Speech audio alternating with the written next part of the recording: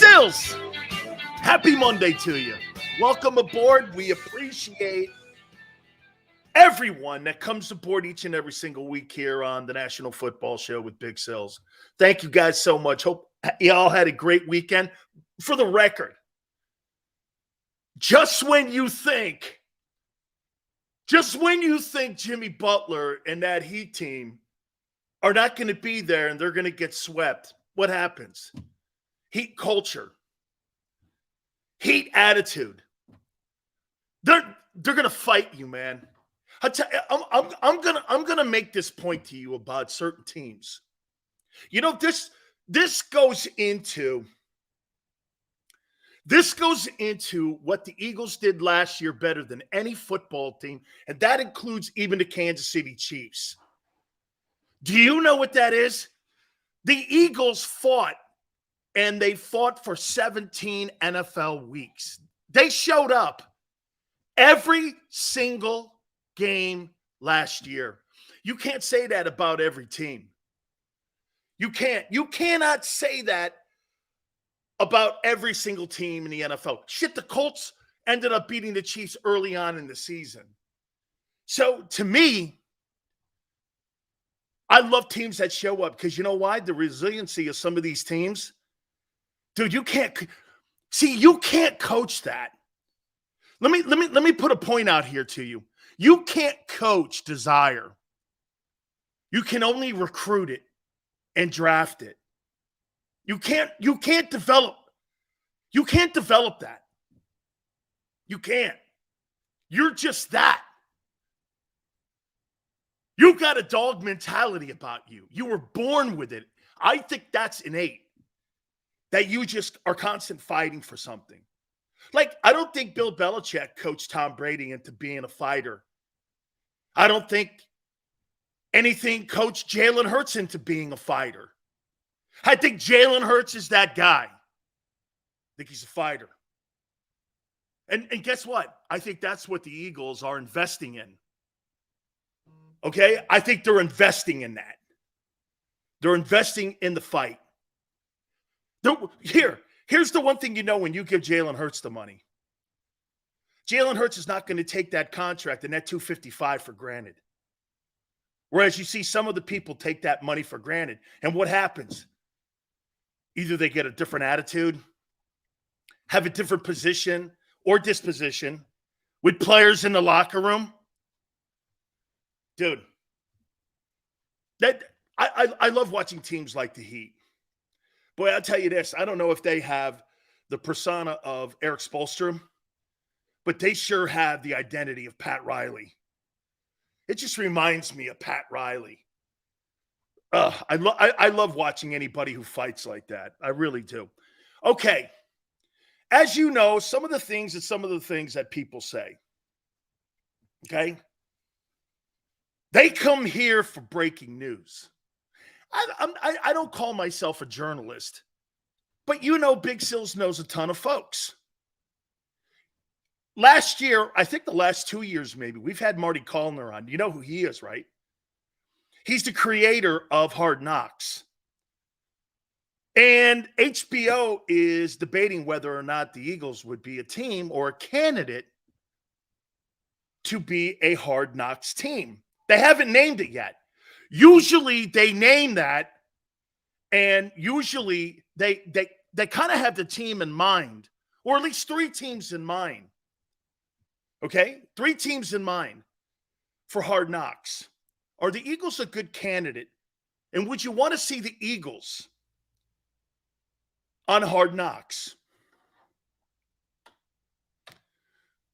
Would that be something? I don't even know if that's in the makeup of the Eagle organization. They're kind of a little like the Al Davis Raiders. They like to keep everything behind the doors of the NovaCare Center. I mean, are there enough personalities?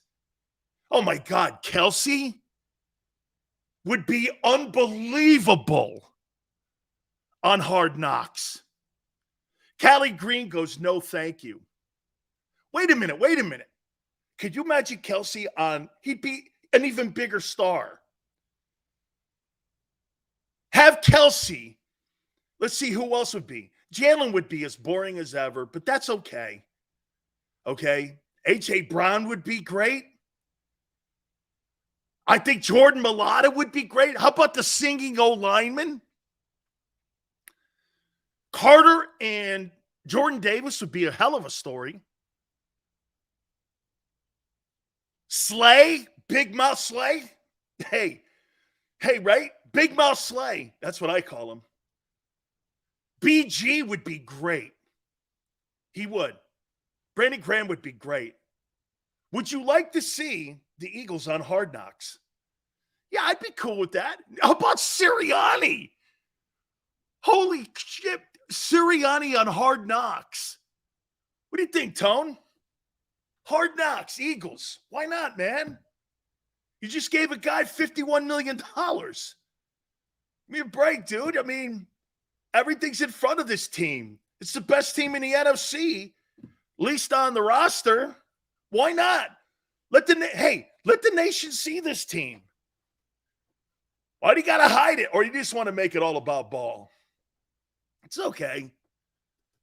Make it all about ball. Yeah, Tone's like, I'm with it. Oh, my God. Get this, too. You get to show the fan base. I think the Eagles are a perfect candidate for Hard Knocks. The psycho fan base, Jason Kelsey, Big Mouth Slay, Hassan Reddick. Man, I think that would be a hell of a series. Don't they normally give that to rebuilding teams or teams with tons of pressure? What, you don't think giving a guy $51 million is a ton of pressure? And repeating as NFC champions? In my opinion, the best Hard Knocks was the Ravens.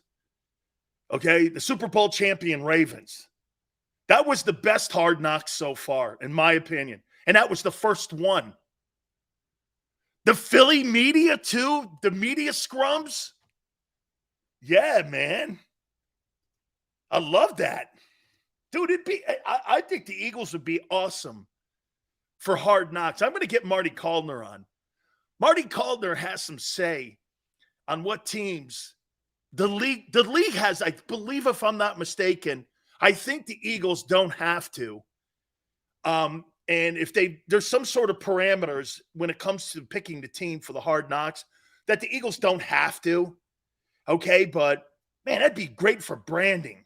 Look, it's one thing to be branded inside Philadelphia, but I'm talking about national branding. They talk Cowboys, Jets now, Rams. Add in Jalen Carter's storylines. Absolutely, man. Big time distraction. Dude, I don't think anything's going to dent the wall of that close-knit family you have at the NovaCare Center. I don't think anything's going to bust that thing open. So we should run a poll, man. Do you want the Eagles in Hard Knocks, yes or no?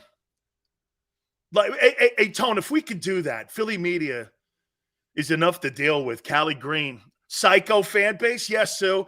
Hey, Sue, psycho fan base, I mean that with nothing but love.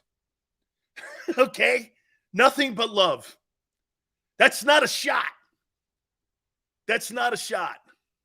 The Eagles are like the mafia. No one comes between the family. How you doing? How you doing?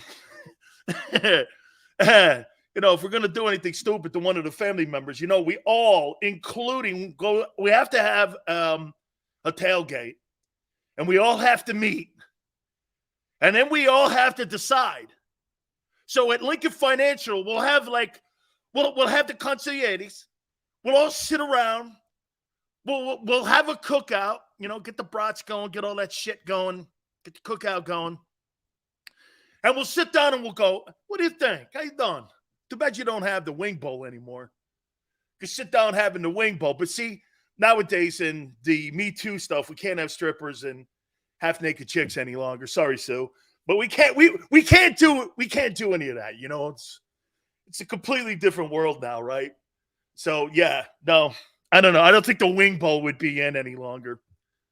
Could you imagine watching the Eagle fans, the way they talk about the Cowboys? I hope they die. Man, people around the country would be like, what did they just say? Could you imagine putting Eagle fan like on Hard Knocks? I hope that team dies. I hope everyone on that team is dead. They're dead to me. You know how you get into an argument with your family members, man. Hey, he's dead to me. Hey, that's what Tone was saying. What are you doing on the West Coast? I'm like, I know, I'm an East Coast guy. That guy's dead to me. Eagles are the second best team in the NFL? I don't know. They may actually have the best team in the NFL. Bleed green, absolutely. F Dallas. Hey, just so you need Bleed Green, and I know some of you know this, but my Stephen Jones autographed helmet that the Cowboys sent me, I pretty much have moved it out of the Dan cave because we're not looking – because, hey, look, me being Italian, okay, you know Big Sills doesn't like the reverse juju. So I've moved the cowboy helmet out of the studio area because, look, dude, I can't have bad juju. So I've kind of like moved it out of there, okay? Cosmo goes, who has the best fan base? Dude, can I tell you, honestly, I would say between Bills, Eagles, Steelers, Packers are pretty good. Niners are underrated. Niners are underrated. They're whining a lot now, but they're underrated. Let's see. Patriots have a good fan base. But see, that was only during the Brady era. We'll see how many fans stick around through this stuff going on now up there. There wasn't a lot of fans when Steve Grogan and Tony Eason was your quarterback. But because Tom Brady. Oh, hey, real quick, before I move on.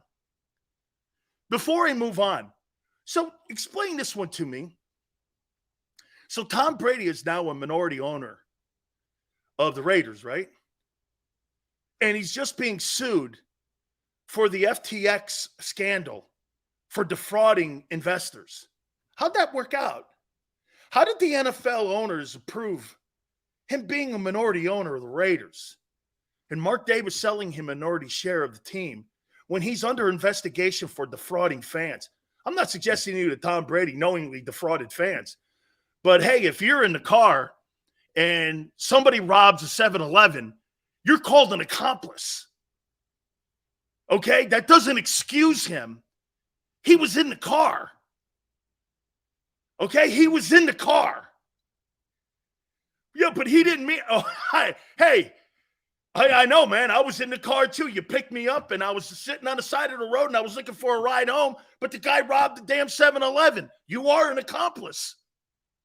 How did he get a minority share of an NFL football team? I thought these things were really kind of like monitored and watched. You know? I thought that was like, I mean, how did he get in there like that? Yeah, you know, Tom now is a minority owner of the Raiders. Oh, so this guy gets a Raiders ticket to ownership, and this guy's got a case going on with a bunch of other celebrities where he defrauded the entire country. Okay. Hey, it's good to be Tom Brady, I guess. Twist goes, Brady lost money too. Well, yeah, when you have Ponzi schemes, that's what usually happens. Ask Nevin Shapiro. Nevin Shapiro's doing time now in jail for defrauding people in South Florida. And the University of Miami was selling shit that I did to this guy, writing checks to people and letting him run through the smoke. What a bunch of scumbags those people were that I won't name any names, but the prior regime, what a bunch of scumbags that sold our brand in a Ponzi scheme on shit that I did. Hey, we're the Hurricanes. No, you know you're not. You're the Miami Hurricanes of today. You're not what I did. Far cry from that one, dog. I don't think so. You ain't been good in 20 years. See, hey, and you know how much I love the place. You ain't been good in 20 years. Don't consider yourself what I did and what Jerome did. Okay, you got a long hike up that hill yet. All right. Oh, by the way, Bucky Brooks has Nakobe Dean on the all-breakout team. Oh, wow. Little Nakobe Dean. That's his name for me. Little Nakobe Dean. Good to see you, Jameson. Bucky Brooks, the all-breakout team. Wow. That's something special. Got him on the all-breakout team. Nakobe has that green dot. Yeah, I know, man. If you didn't have the green dot on him, I really wouldn't notice him out there. Dude, your kicker's bigger than this guy. Josh Norman's bigger than this guy. I'm like, dude. Holy cow. He's a little fella. Not little Nakobe Dean. He got the dot? Really? Shit. James Bradbury's bigger than that dude. He's a little guy. Little tiny guy. Guy needs a Tokyo phone book to look even big sills in the eye. That's all good, though. You know, hey, what am I going to say? Oh, I want to do this. We have a great Jalen Hurts topic. Sills, but he's got a big heart. I love those guys with big hearts. He's like Rocky, right, man? He's got this. Hey, Nakobe Rocky Dean. Nakobe Rocky Dean. Dean picked up 15 pounds. Yeah, too bad he didn't pick up 4 more inches in height. Seriously, man, this guy sits at the little kid chair. You know, during the holidays, you have the little kid chair over there and the table. Then you got the adult table. He's a little fella. He's a little fella. Shit, man, I think Xander's bigger than that guy. Just saying. Sam Mills. I wouldn't go there yet. Sam Mills, NFL Hall of Famer. Let's see this kid get on the field first. Little Nakobe. All right. Boy, do I have a topic for you. And I don't know how you guys are going to take this on Jalen Hurts. We had a really great topic last week. And James, I was really shocked, Tone, that James didn't get, a little bit, temperamental with me and a little like, what do you call him? Well, butthurt, because, Big Sil said something about Jalen Hurts not being elite and that it takes time to become an elite player. I think we all agree it was not a rip. And all of you kind of went, yeah, okay, he's not elite. How can you say Russell Wilson and Aaron Rodgers? Well, for 2 decades, those guys have been elite.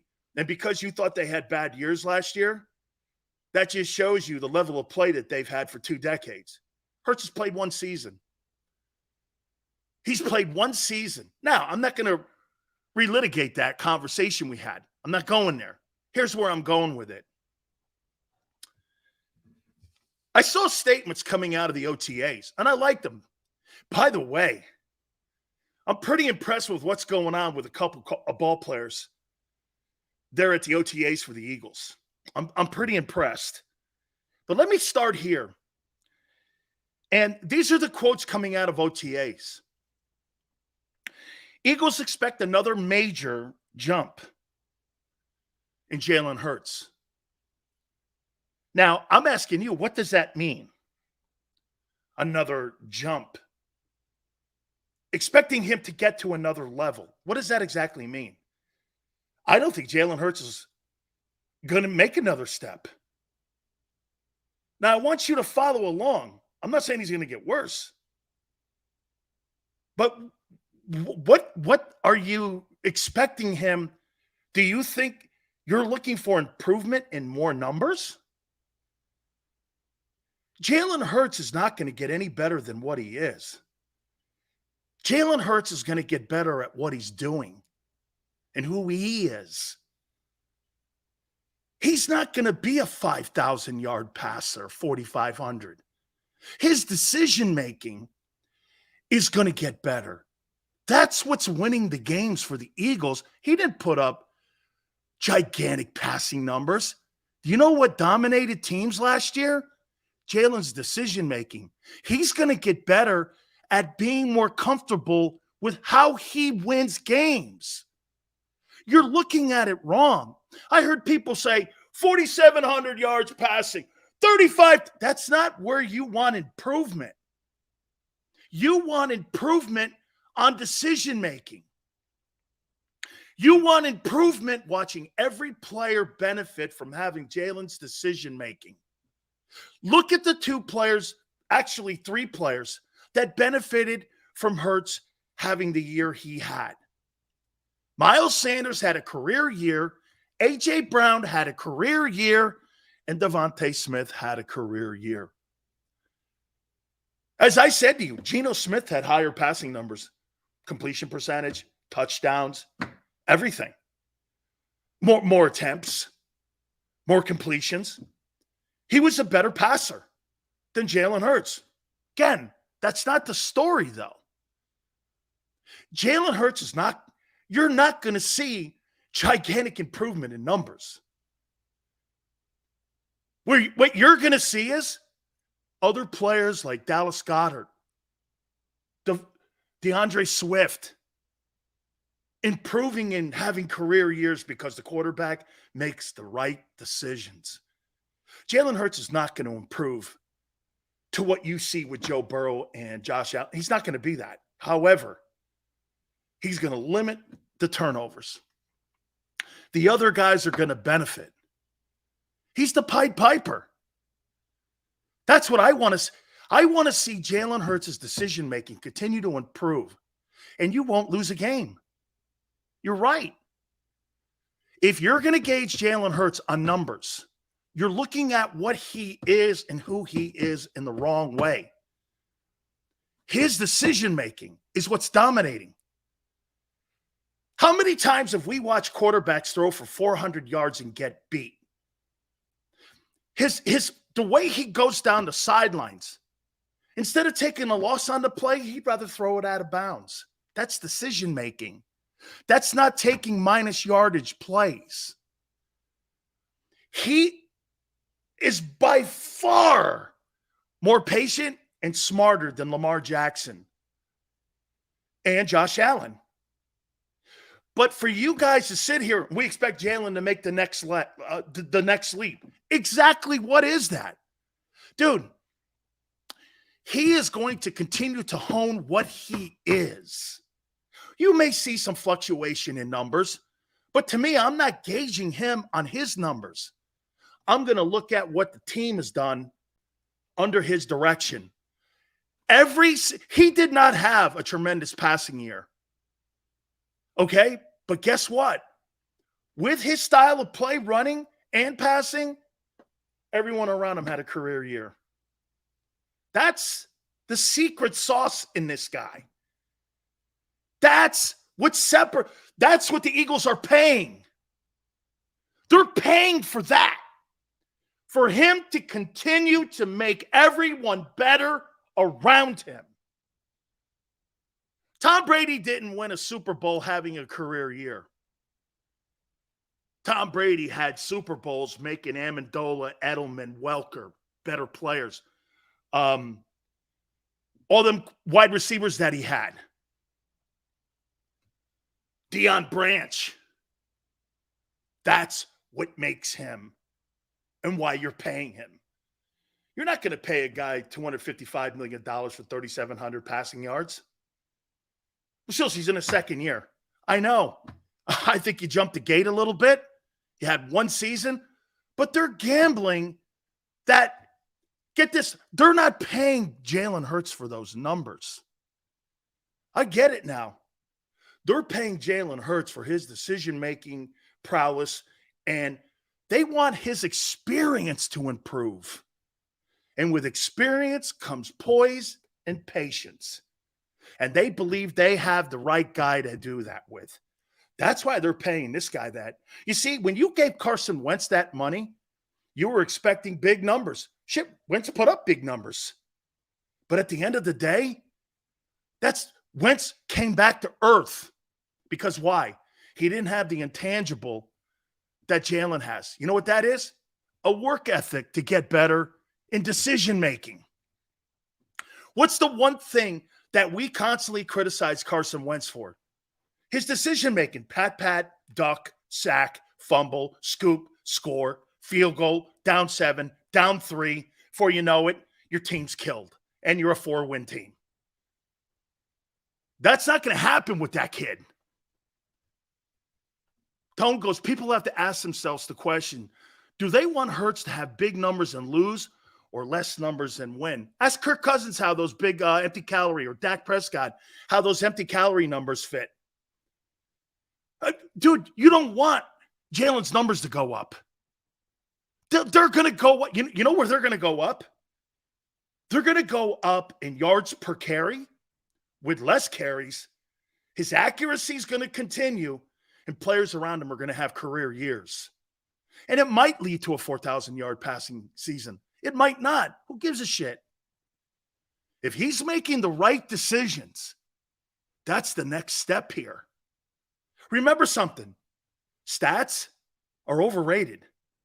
I'm going to prove a point to you on stats why they're overrated. Okay? I'm going to prove a point to you. Quarterbacks with stats and why it's so overrated. Okay? You have a guy in the NFL that's one of. Taking the next step for Jalen Hurts is here. And of course, hey, wait a minute. Does he have talent? Welcome to the NFL. He wouldn't be in the NFL, and he wouldn't be collecting $50 million a year paychecks if he didn't. Stop talking like that. We're beyond that now. He's got the money.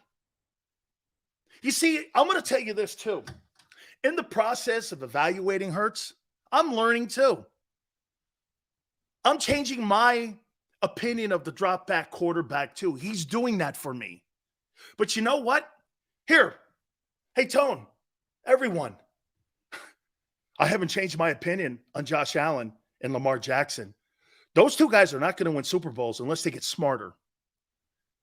The kid in Philly can, because he is smart. The guy in Buffalo and the guy in Baltimore are not going to win Super Bowls unless they get smarter.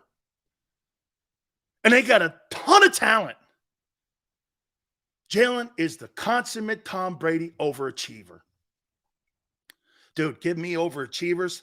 Give me 53 of those guys. I'll win every war I'm in. I'll win every war I'm in because they're not going to surrender the foxhole. They're not going to put their hand up and tap on the helmet. I want out. That ain't going to work. Organizations are praying for wins, not stats. Correct. See, I saw that stat and I heard everybody. I listened to some of the radio. Yeah, I'm expecting 5,000. Dude, you're missing it. This kid's one of the smartest players in the league. That's my assessment on him. If I were to put an evaluation, and one of the critiques I would give on Jalen Hurts, he is a savant of football. He is so smart. And by the way, back in the old days, you know what they would say about a black quarterback? Well, he's a really athletic, gifted guy. They would never start with the brain and what it takes to really be a great quarterback. Having the greatest talent on the world, Jay Cutler, doesn't mean you're smart. That guy was a tool. Okay? It was a backhanded slap to the black quarterback back in the day. You start with brains at that position. You got to know where to go with the ball pre-snap. Not like college where they tell you where to go. Okay? No question about it. Dan Marino had stats, no rings. Because Dan Marino wasn't smart. You know why? Dan Marino never developed and helped develop a running game.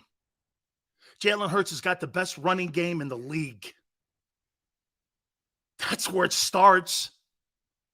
Russell Wilson fell apart in Seattle. Why? Marshawn Lynch ran away. They couldn't have a consistent running attack. All the great teams, play action. Brady's won 7 Super Bowls off of play action and intermediate passing. Not the deep throw. When he had the deep throw, he lost the Super Bowl in an undefeated season. Seconds away from immortality. But he didn't have a run.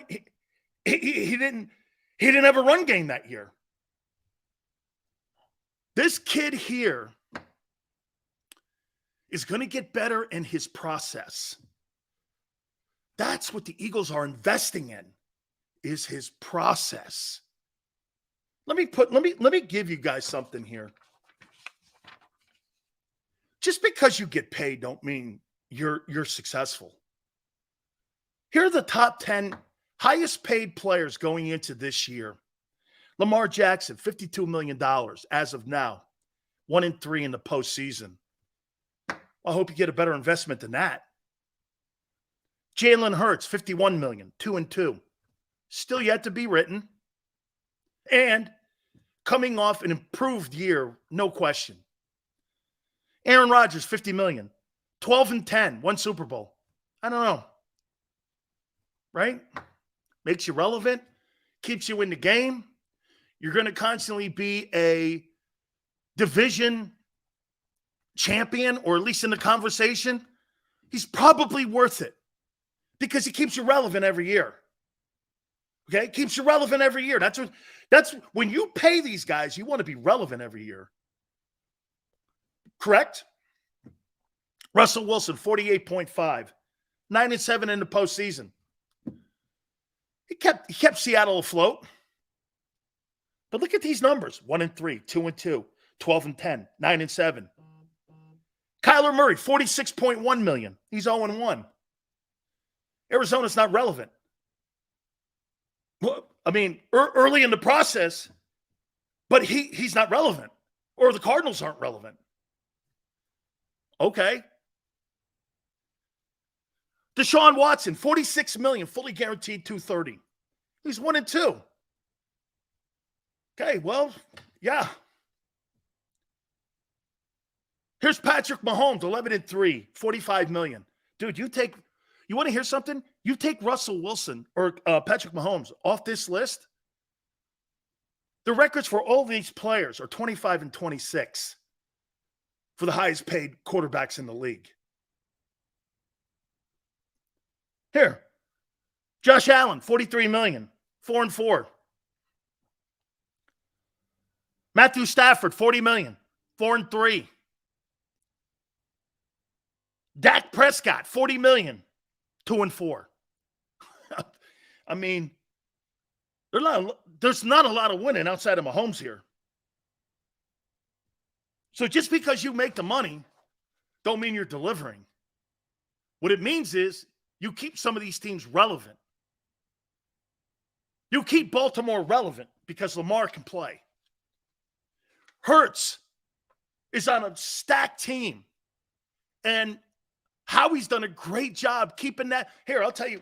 Do you know would we not say the storyline for the Eagles this offseason has been how Howie's kept the team intact? Would that not be the storyline? I don't think it's Hurts' contract. Well, I think it's Howie. Jalen Hurts is not the offseason story. It's Howie. He kept the team intact, got it more athletic, less experienced, and he did all this coming up with a creative way to do a contract for a $50 million a year per year guy in Hurts. I mean, hey, by the way, for the record, Eric, Dan Marino's record in the postseason's under 500. Hall of Fame? Put up big numbers. What do you win? He won an AFC title game. Okay. What did he win? Well, he changed the game the way he threw the ball. Okay, fair. That's fair. So are you saying he's not a Hall of Famer? No, I'm saying he made the Dolphins relevant. It's the only thing they had. But Dan Marino did the most important thing that ended up derailing what would have been an even better career, and something that Jalen does. You know what Jalen does? He spreads the wealth. He got better at his process. Jalen Hurts is a better process quarterback than Dan Marino is. And here's why. Dan Marino never wanted to develop other players on the team. Can you name me a 1,000-yard rusher in the history of that franchise under Dan Marino? His name was Kareem Abdul-Jabbar, I believe. He had 1,000-yard rusher in his entire 20 years in Miami. He didn't believe in running the ball. Well, you weren't going to win then, dude. High picks, high turnovers, put your team in bad situations, your situational play calling that you had in your own head hurt teams in critical situations. Hurts is not going to do that. That's why I tell you, it's about the process. We could never beat Marino. We'd beat Marino all day long because you know why? You just wait for him to make a mistake. He will. He always did. Here it goes. We never beat him. Marino beats himself. That's why he lost games.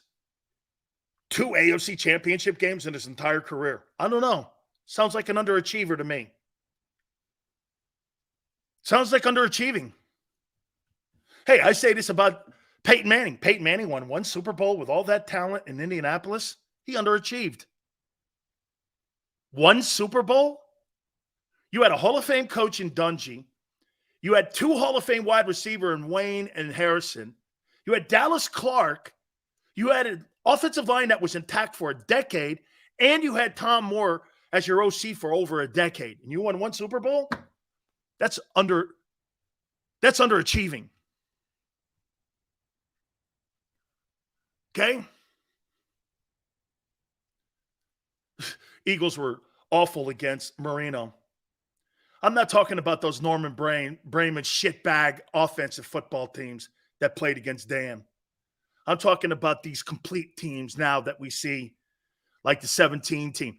There's not a chance in hell that Dan Marino would have survived that game against the 2017 Eagles. He would never have survived. They beat Tom Brady and the Patriots up.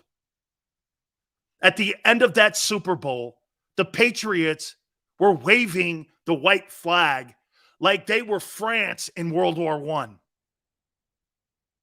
They were surrendering. Surrendering. Eagles beat the piss out of them. I would say this to you. So when you hear people in Philly and around the country going, yeah, I think Hurts will throw for 4,500. That's not what we're after here.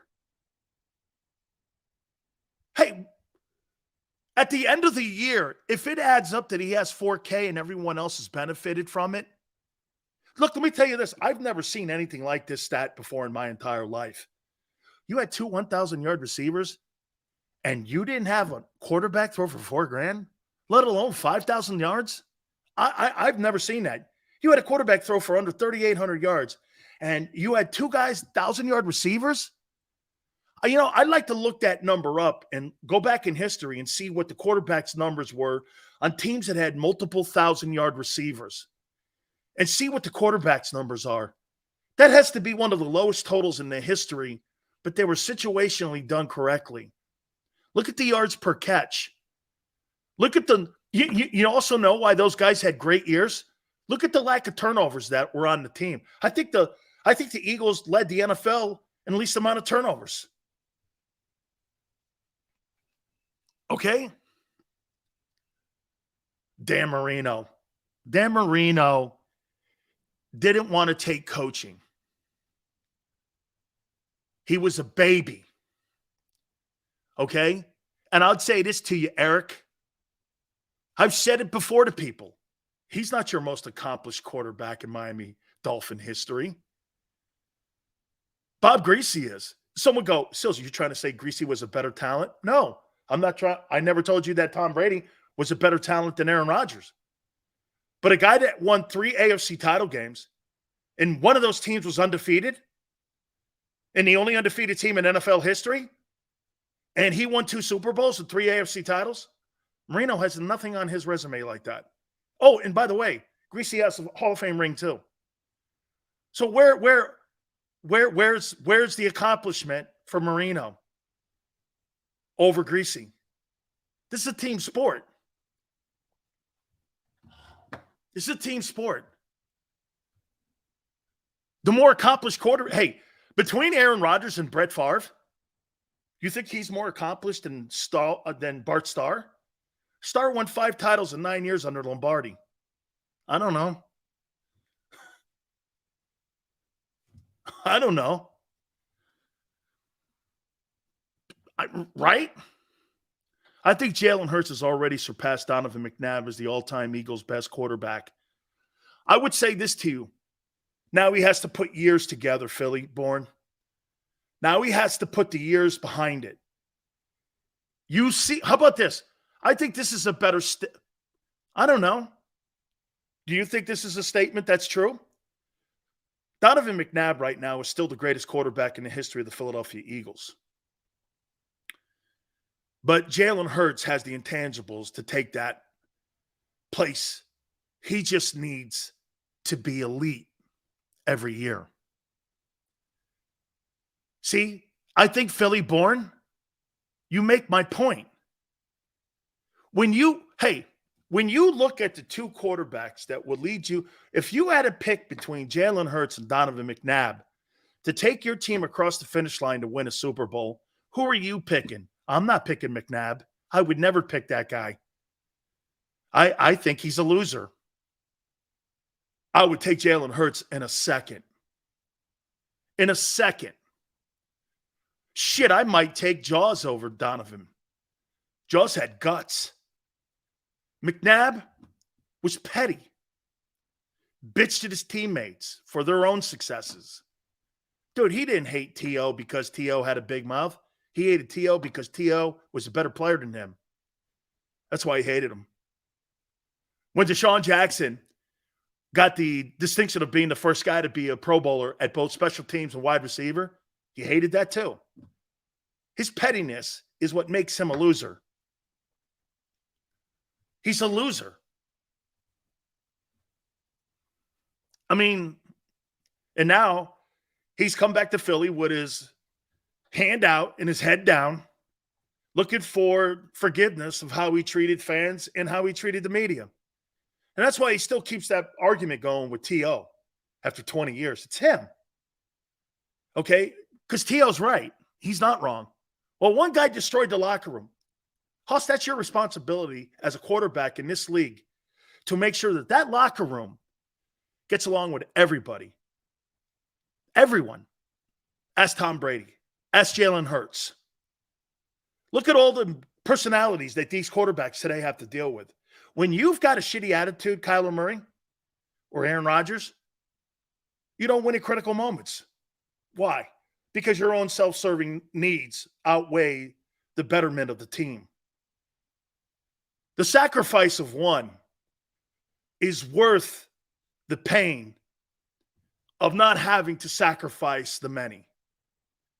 You're on a football team of 53 men that you have to motivate every Sunday, whether they're an asshole or whether they're people that should sit at the right hand of God. You're there to manage everyone. You're there to help everyone, no matter what it is. And if you got to eat a little ego, you got to be Steph Curry or Dwayne Wade. You know why those guys, I love those guys as leaders. They brought personalities into their team like LeBron James and KD, two babies, and they treated them like men. That's why they won with them. Hey, this is your team, KD. Hey, LeBron, this is your team. Everyone knew in Miami. No, it wasn't. It was Dwayne Wade's team. And everybody knew it wasn't KD's team. Were those two guys the best players on the floor? Yeah. But it wouldn't have worked unless the leadership was in the room with Steph Curry and with Dwayne Wade. That's what Jalen Hurts is.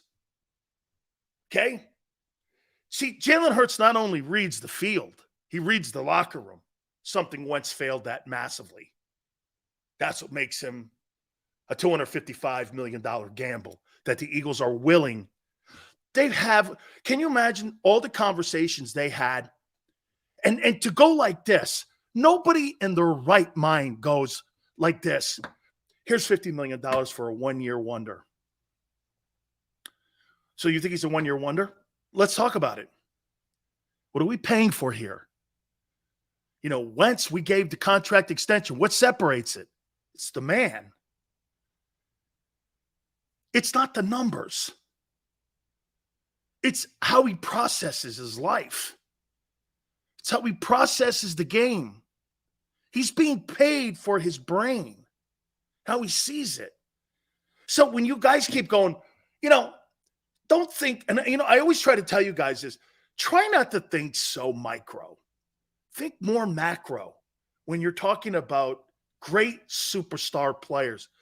What do they bring to your team that's different from the last guy?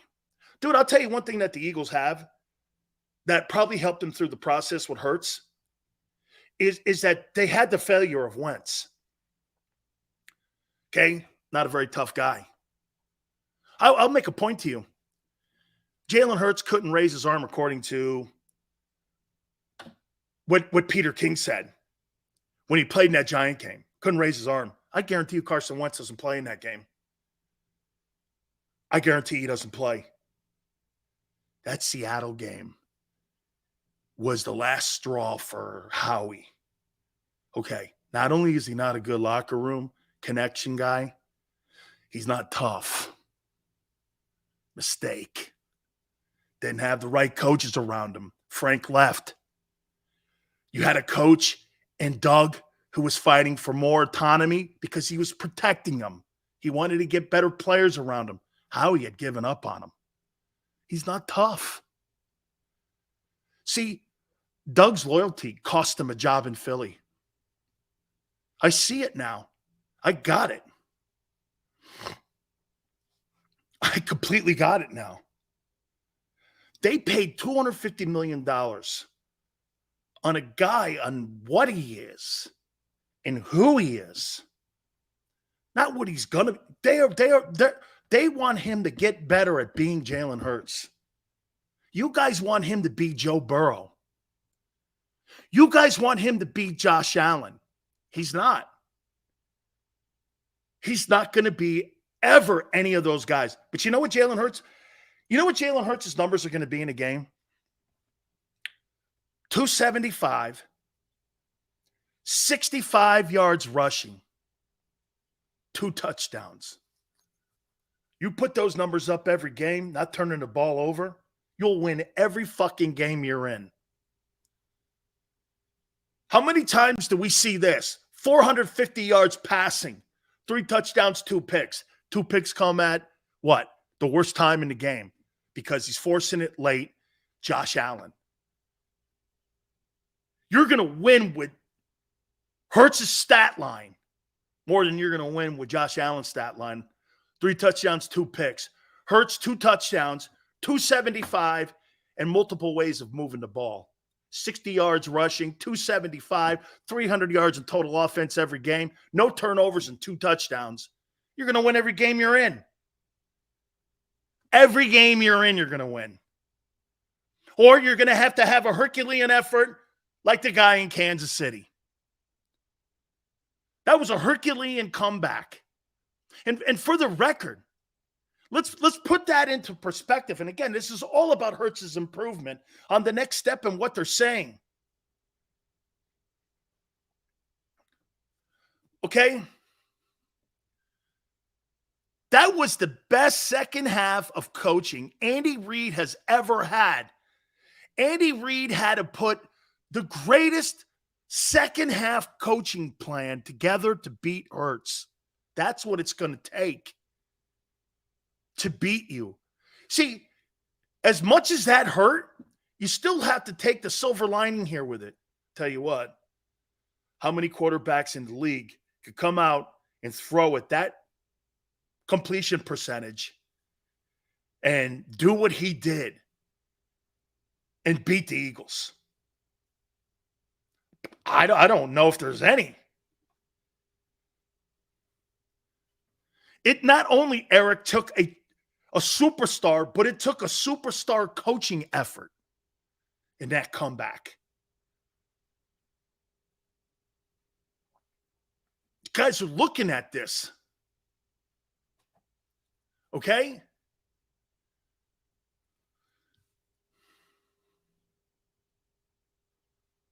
All those Prescott numbers, 400 yards, but 3 INTs. Joshua. And that's why he's 2-4 in the postseason. That's why he's 2-4. Exactly. Guy puts up Kirk Cousins' numbers. Look at, I don't even know what Kirk Cousins' postseason numbers are. They have to be horrific. Sirianni, a great coach. I don't know that. believe that. I think he's a solid character. Watch this. I think he's a solid babysitter. I don't really believe that the Eagles have had a coach in that building since Andy Reid. I think you have babysitters in that organization now. I think you'll only have babysitters. And what babysitters do is they're told what to do, not get in the way, stay out of the way, and help continue to foster the culture that the top organization and the executive branch want to have in that building. That's my takeaway. Nick Sirianni's the most replaceable piece in that organization. Finding guys like him will be easy as long as you know the landscape, like Frank told him. Don't bitch with Howie. Don't put your beak in any place that you're not wanted, and you're going to be okay. Stay in your lane. The coaches that want to get out of their lane in Philly don't last. That will be a way of doing business moving forward. Okay? Mr. International goes, he's still respected. Yeah, because you know why? He respects the process. Know your role. Everybody in Philadelphia has, dude, the greatest thing that you can have in an organization is knowing your role. And your role being told to you. It's not a slam on Nick. But what happens with ego and winning, you believe that you built up enough equity where you could start dipping into somebody else's sandbox, and that's where things go sideways. That's why the organizations that have all the clarity in it are the ones with the least voices in it. You got one voice in Philly. And you got an owner who allows that voice to be the Pied Piper of that organization. That's why it's working. The thing in Dallas, it doesn't work. Why? Well, the Pied Piper is the owner. The head coach has no respect and no autonomy. Because you know why? The owner doesn't know his role. When Jerry Jones was at his best, is when he knew his role. Pay the checks. Pay the checks. Christian goes, respect equals wins. Dude, whether Nick Sirianni's the head coach or not, as long as Jalen Hurts and that locker room is the way it is, Nick Sirianni, Bob Sirianni, Nathan Sirianni, I don't care. I really don't. He's the most interchangeable piece in that locker room. Okay? I mean, know your role. One of the 48 laws of power is to never outshine the master. Correct. Obviously, too, my boy Tone here has read Sun Tzu. Sirianni understands it's in the best interest to appeal to Howie's ego. He knows he'll go further if he plays his role and sticks to football. It's not, Tone, it's not so much appealing to the ego, it's managing the ego of Howie Roseman. This is what made Tom Brady in 20 years of working with Bill Belichick work. Nobody works with Bill Belichick. You ever notice that? Nobody. He looks like Cleveland Bill Belichick. But Brady managed Bill Belichick's ego. Brady took the more subservient role and allowed him to believe what he was actually saying was something that truly mattered with the little tiny stupid little shit. Same thing with Greg Popovich. Do you know who the guy who took the subservient role when it came to spreading what he actually meant? It was Tim Duncan.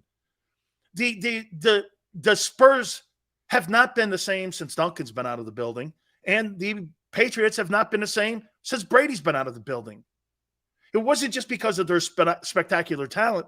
It was because they were able to manage high-powered egos. You can't have two alpha dogs in the building at one time.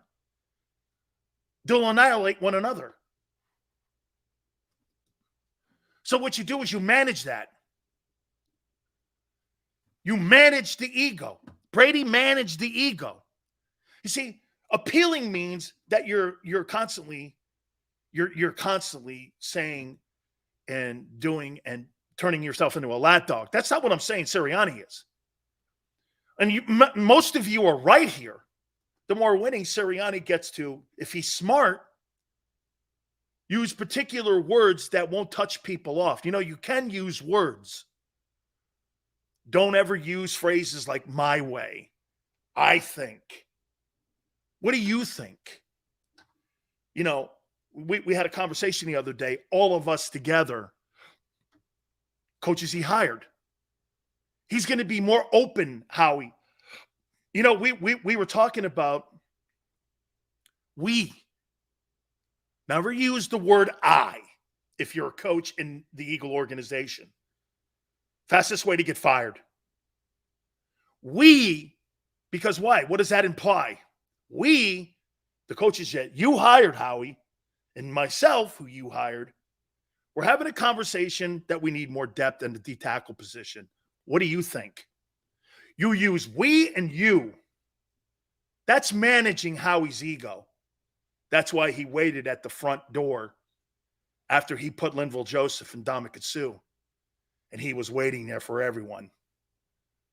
Because Nick Sirianni made him feel that he did that. That's managing. That's managing. And see, in today's NFL, I think personally, this is why you see these Brandon Staley's and these Kevin Stefanski's and the Jonathan Gannons of the world, and you don't see those old dogs any longer because those guys use I and me, not we and us. They want this thing to be a collective group because of the analytics that are in the game. And that's what the Eagles are looking for in an organization. See, Chip Kelly's an I guy and a me guy, my way guy. That was never going to work. Was never going to work when you had an owner knowing that's not the kind of the culture that they want in the building. The culture is exactly what I'm telling you it is. It's a great culture, by the way. You know why? You're winning. You're making great hires. Your assistant coaches, I mean, hey, we'll see what Sean Desai does. You know, my question with him is going to be, is it going to be aggressive, not aggressive, the same? Still yet to be determined. You're more athletic now, but still that's a Howie call. So if you're Sirianni, you go to him and you go, what do you think? What do you think, Howie? More aggressive, less aggressive? You know, we brought in more athletic players. I'm assuming we want to be a little bit more athletic, which means what? A little more risk-taking. You get younger and athletic to take a little more risk. Because you know why? If a guy runs himself out of a play, he can run himself back into a play because of his athleticism. The Eagles are by far more athletic on defense this year than they were a year ago. They're less experienced. That's the difference in here. Is that they're just okay.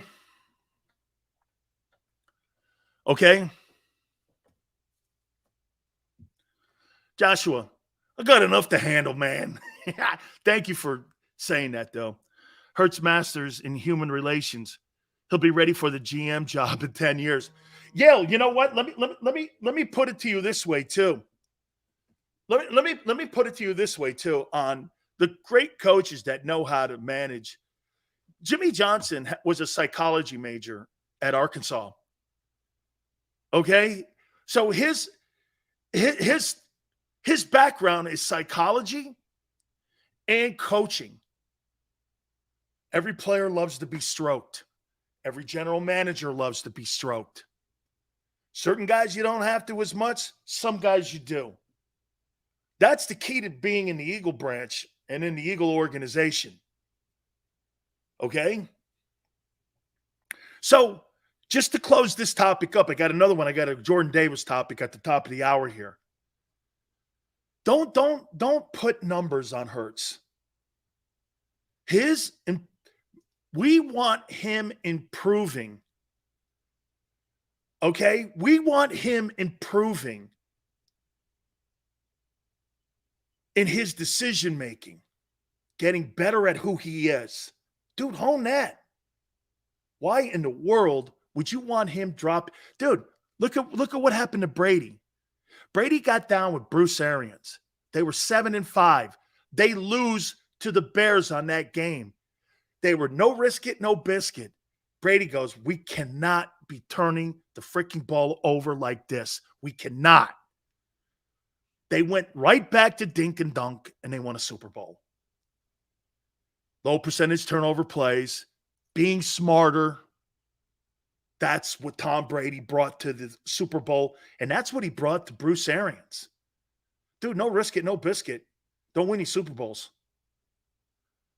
Consistency, no turnovers. Don't have to be spectacular plays. Do you guys remember any spectacular? Hey, for the record, do you guys remember any spectacular plays that Tom Brady made in those 6 Super Bowls in New England?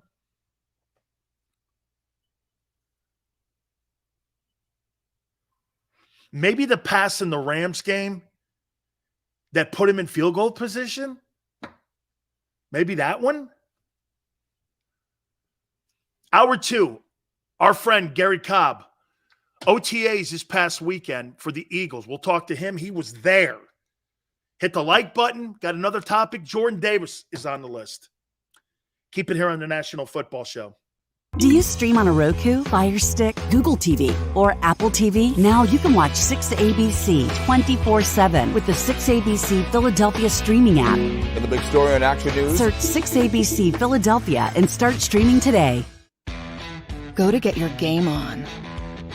Go for the beers. Go for the cheers. Go for the hit and the hits. Go for the stakes and the stakes. Go to get your parlay on. Go to get your party on. Go for the scene. Go for the screens. Go for the gallery. Go for the win. Go to Ocean. Visit theoceanac.com to plan your visit. The greatest fans on earth. It's a bold statement, but would you expect anything less from Philadelphia? 58 years of heartache creates a toughness, a grit, a resolve not found in most. Sure, our prayers were answered, but now that we've had a taste, we're looking for more. Pondley Hockey, official partner of the Philadelphia Eagles.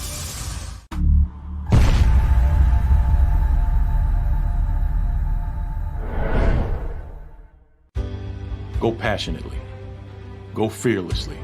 Go confidently. Go Birds!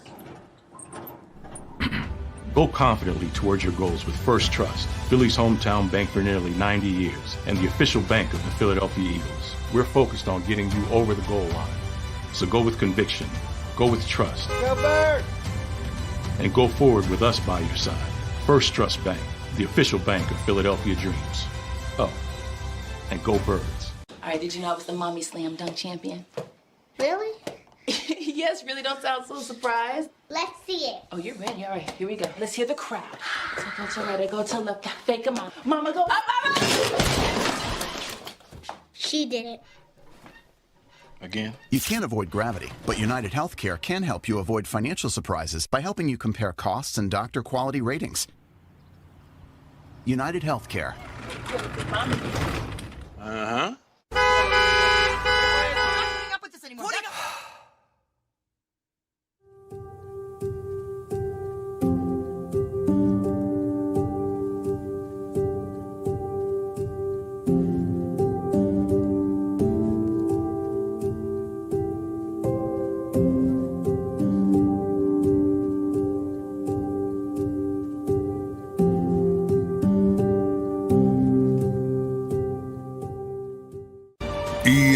EAGLES, Eagles.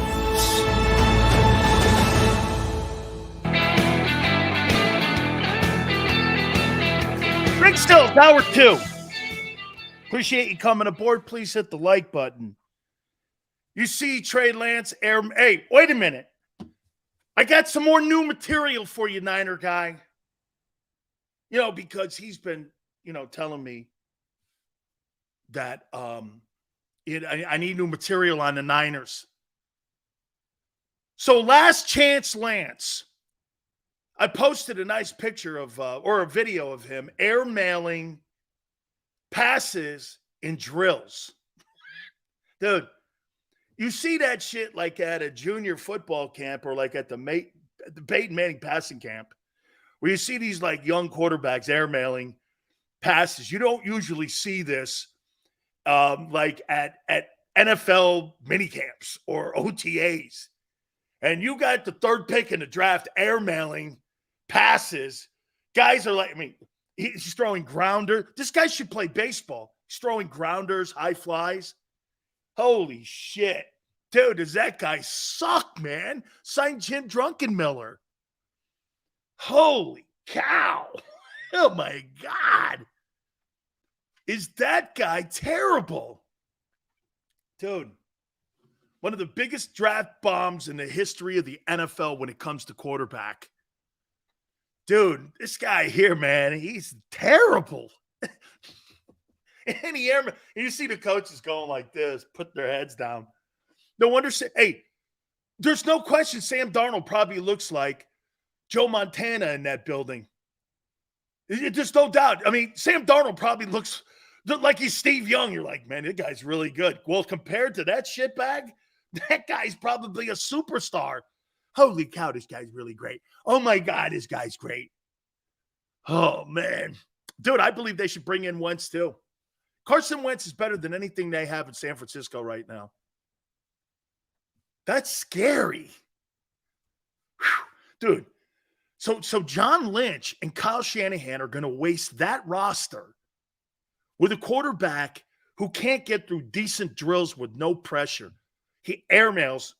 And somebody sent a Twitter back and went, Sills, you're trying to tell me you don't think pro guys airmail? No, I don't. No, I don't. No, I don't think that. No, I don't. Sam Darnold, the savior. Wow. Sam. Dude, so you might have Sam Darnold and Brock Purdy as your quarterbacks heading into the season. Hey, man, I tell you what, I bet those betting odds on the Niners are going down as we're talking now. Holy piss. Hey, real quick before I get to Jordan Davis. So Nick Saban's moaning now.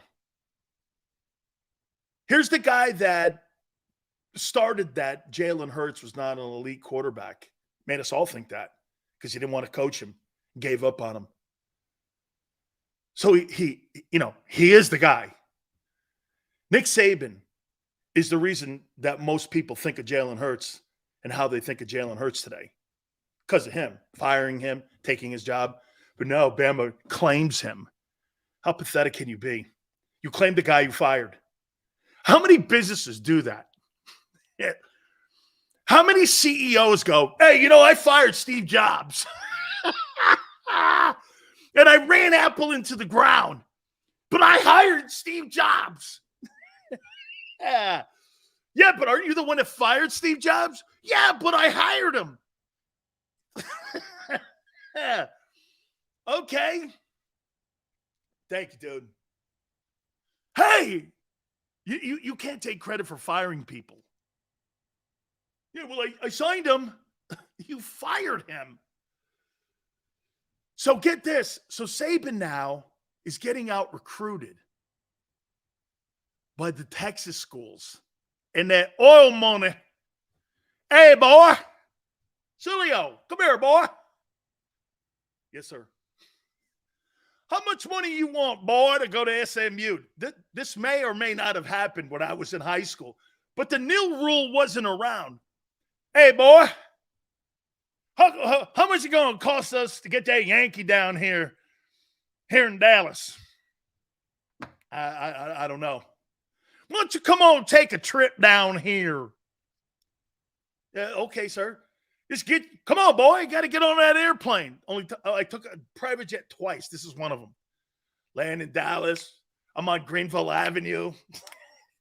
Yeah, I'm going like, and then somebody comes to me, man, from Oklahoma. Hey, they're going on probation. And I don't even know. They may not survive this. What? Yeah. I told Ron Meyer, man, Couldn't do it. Sure enough, a year later, programs put on probation, then the death penalty. I was like, I would have went to SMU. I loved the whole gear, the program. I loved everything. I loved Dallas. I loved all the shit kickers that were in Dallas. Shit, my wife is from Dallas. I mean, I met my wife in Dallas. She's in Dallas. She's from Richardson, Texas. Richardson. Old Texas girl. Yeah. There's some good-looking women in that state, I'll tell you that. Big Sills marries the prom queen. Anyway, the money. Do you remember the old Southwest Conference? You guys remember the SWC, Southwest Conference? Do you know what the big statement used to be? You know who was going to be the favorite to win the Southwest Conference championship? The team that was on probation. That was a statement because Texas Tech.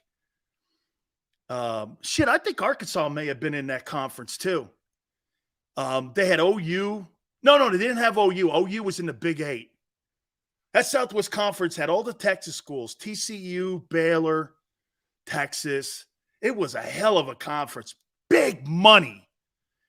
Now you got old Nick going like this. Well, some of these programs have more money than us. Really? So you don't have the same money in Alabama. You mean the money that they're paying you $11 million a year to coach amateur kids, supposedly. So Nick's making $11 million. Texas is spending money on the kids. He's crying about it. Hey, it's about time, man. You're getting out recruited because you know why? You ain't going to outspend Texas. Dude, I expect TCU. You think there's any coincidence TCU was in the national title game? Do you think there's any coincidence? You're going to start seeing the Longhorns. Do you know they're paying Arch Manning? That kid Arch Manning, he's making $5 million this year as a freshman in Austin. $5 million. He made more money his first year in Austin than Jalen Hurts made in his first 2 years combined in Philly. How you doing, boy? Hey, Arch, what you need? Yoo-hoo. What you got? We got everything you need to have here. Dude, if I'm Texas A&M, I might want back in. I might want back into the Southwest Conference. I might want back in. What I got to do to get in that shit kicker there? A lot of money there, man. Nick Saban's getting out recruited. Dude, I don't get this first time. I got a poll, thank you, that I have for the top 10 college football programs. I think I got Alabama 6th. First time I've seen Alabama 6th in a long time. Hey, how much you need, big sales? Come here, boy. 40 grand. 40 grand? Son, you'd be the 30th highest paid payer here at SMU. How about 400 grand? Yes, sir. Dude, you offer me 400 grand? Shit, Big Sills would have had Big Sills pizzerias in Dallas, everywhere. Big Sills pizzerias. You come in and get a free slice, Big Sills will sit down and cut it up with you. How you doing? Right? Big Sills pizzerias. Shit, if I had that in Miami with Playmaker, dude, Eric Dick. Hey, yeah, but I got one up on Eric Dickerson. On my Twitter page, I posted my Corvette I had. I don't know how I got it. I found it. That's what I told Coach Johnson. Hey, I found it. Where'd you get this car? I found it. You found a brand new Corvette. Yeah. Where was it? It was in my driveway. Someone parked it there. Had my name in the seat. What? Yeah. Somebody parked a brand new Corvette in your dorm. No, I don't live in a dorm anymore, Coach. I live in a house. You live in a house? Yeah, an alumni guy let me, yeah. Hey, Neil, go look at the picture. It's on my Twitter page. I got my picture of my Corvette. I love that car. Oh, used to drive around candy apple red. Of course, right, Tone? Big Sills driving a candy apple red Corvette around. How you doing? Tees off. Fucking terrible. Eric Dickerson goes, I got a Trans Am. You got a Trans Am? I was driving a vet around. How you doing?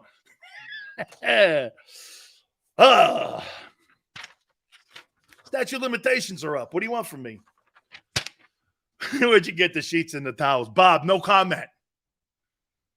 No comment. Big Sil's cheesesteak for $6.99. God, I love that. We got to get Gino to put a Big Sil's cheesesteak up. How about Gino? Hey, Tone, I forgot to tell you this. How about this, yo? So Gino started following me on my Twitter. He sent me like a DM, and he goes, dude, you're killing it. People walk in here, I hear, get this, in Gino's. Hey, I was watching that kid Sileo the other day. Kid? Okay, I'll take it. Hey, did you hear what he was saying about Chandler? Chandler, he's not elite. And this, I'm going like, wow. Gino sucks. Hey, I always root for Paisans. We're good. All right. By the way, Gary Cobb, bottom of the hour, Fox 29, Philly. All right. So there's something going on with Jordan Davis. There's something going on with Jordan Davis. Here, let me give you a little couple snippets and my takeaways. Hey, I feel like I am going to implement some of my leadership into my second year. I'm feeling more of a responsibility going into my second season. I'm really invigorated. These are like small quotes that you're hearing the players say. Like now, since Hargrave is there, more of a leadership role. Maybe at the end of the day, look at, again, what the Eagles did and what Howie did. So you move on from Hargrave, $20 million was the number one reason. But in the process, you elevate leadership with the guy you drafted last year. Someone's got to pick up the role of that. Can't just be Fletcher. So where I'm going with this is Jordan's aware of it. Jordan's aware of it. He's aware of the responsibility he has. And on top of that, I don't think it's so much now what I was saying the other day, Jalen Carter being drafted, and 2 years in a row, the Eagles go DT with their top pick. I think his attitude is not so micro, but more as a unit. Hey, the organization and the team and my unit and my group are counting on me. That's mentality again. That's environment. That's culture. That's understanding and knowing that you are in a sense of urgency right now to be better. And so to me, it's growing up. I feel great about those comments. And you know, when you watch him running through drills, he's leading the pack. He's first in line. He's running with energy. And see, to me, I guess what I'm talking about more so than anything, I love his body language. How many times you see guys moping around? You know when guys mope around or going half-ass and halfway through the motions. That to me is like, those are the organizations that usually traditionally don't go anywhere. Okay? To me, it's a good thing. He's growing into it. I don't know if this is a topic, maybe more as an observation on what I'm seeing with Jordan Davis. Okay? I mean, for a kid last year who got kicked up, beat up, and was told he didn't live up, I'll tell you what, I mean, you know, he could have animosity. I would, probably. And plus, I would probably put more pressure on myself because, damn. Hey, let me tell you this, man. Not living up to your draft position isn't cool. especially when you're being asked to do something you have no idea what's being asked of you. Playing a different position, in a different technique. Thank God he's got Trey. I'll tell you this too. I think really the Eagles have one of the absolutely best situations set up for him. Tracy Rocker coached all these kids. He coached all of these guys. And to me, hey, I mean, and I'm even hearing, the Kobe Dean. Hey, look, I've got to step up. I've got to take on the responsibility. A lot's being asked of me. Remember the things that we told you. Hey, just plugging and playing as a middle linebacker, that's not going to cut it. Because in a position like that, experience is the key component. And dude, don't talk to me about talent. You're in the NFL. Welcome aboard. Is he good enough? You're in the NFL. Stop talking to me about that. Right now, this is about knowledge. This is kind of what we were talking about with Jalen Hurts in the first hour. Jalen Hurts going to have, what's the next step? The next step is nothing to do with numbers. It's all with the process and being the best Jalen Hurts he can be. That's what you want. And so when Kobe Dean talks, and now you're hearing him, dude, this is about classwork, studying, tendencies, game film, classwork, not having false steps, listening, reaching out to players maybe that – dude, I definitely would call Seth Joyner. Seth, give me your prep. See, to me, let me tell you what's worth – and when I get Gary Cobb on here, I think you'll understand. Dude, you never, ever, ever, ever want to go into a camp and not ask this question. See, when people want to make money in life, they want people to give it to them. What you should be asking is how you made it, because that's eternal. The money that someone gives you is spent. You don't know the process.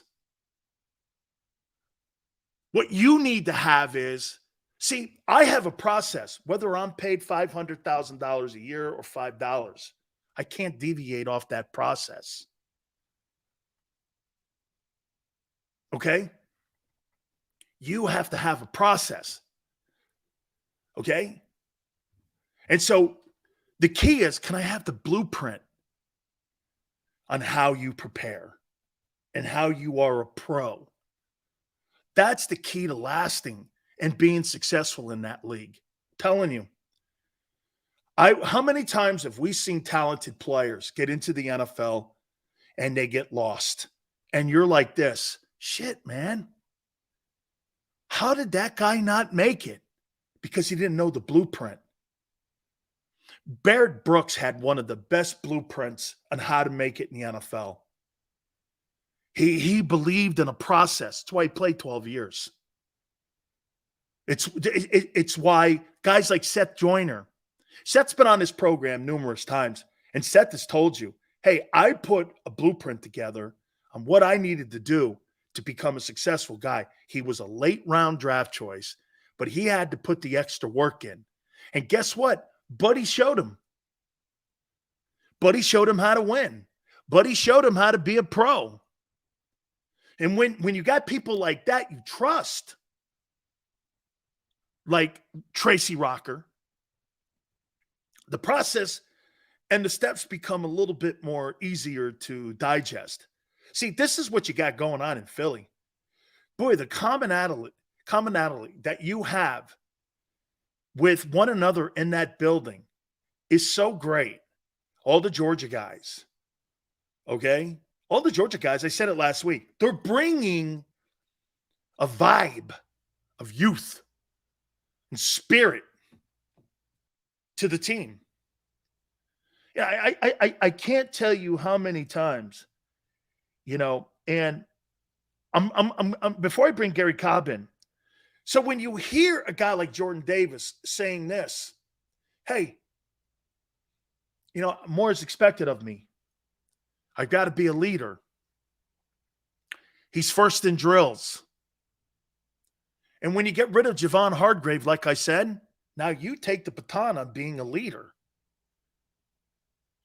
Just in his body language. I see a different Jordan Davis. That's called growth. And to me, that goes with, like we were saying, the culture of the building. I think there's a great vibe going on there at OTAs right now. Let's bring Gary Cobb in, our friend, and get his thoughts from Fox 29 Philadelphia. Am I right, Gary, when I say that these young Georgia guys, man, they're bringing a great vibe and a youthful vibe to the building there. And when you hear a guy like Davis talking about responsibilities of stepping up and seeing him make those comments, I mean, if you're the Eagles, you got to be liking what you're hearing and seeing. And again, you're in helmets and shorts, but it's body language here. Well, I think it's that, and I think it's the fact that, when you come from a winning organization, look, winning doesn't just happen, especially if you got somebody who's winning consistently. There's something being done right, and so generally it's a mindset. So I know you experienced that in college. I experienced that in college, where you got to work. I mean, some point there's got to be work done, and people got to be shooting for excellence. And so you get kind of a taste of where, look, you can't wait around for somebody else to do it. You got to step up and make sure you're doing your part. And so I think that those guys come in with that, so they know how to push themselves some. They know how to, make sure that, hey, you're ready to do your job. And so I think that's what we're seeing. And yes, he's heard clearly that last year, he wasn't in good enough shape. He's got to get in better shape. And I'm sure they had no problem telling him that we expect more out of you this year. And I think he expects more out of himself. And so that goes along with it. And that's why, you don't necessarily need to just go out and grab every guy because he played for a championship team. But the fact that he was one of the keys to a team that was winning, you're not shocked when the guy knows how to look himself in the mirror and say, I gotta do better than that. I gotta raise the bar. And I think all those guys, they're used to competing. You don't stay at the top by accident. It just doesn't happen. Just like when I started meeting all the guys, meeting Michael Irvin and, of course, the big guy. Too tall. Well, not too tall. No, well, for the Eagles, I'm talking about, the defensive tackle when unfortunately it passed.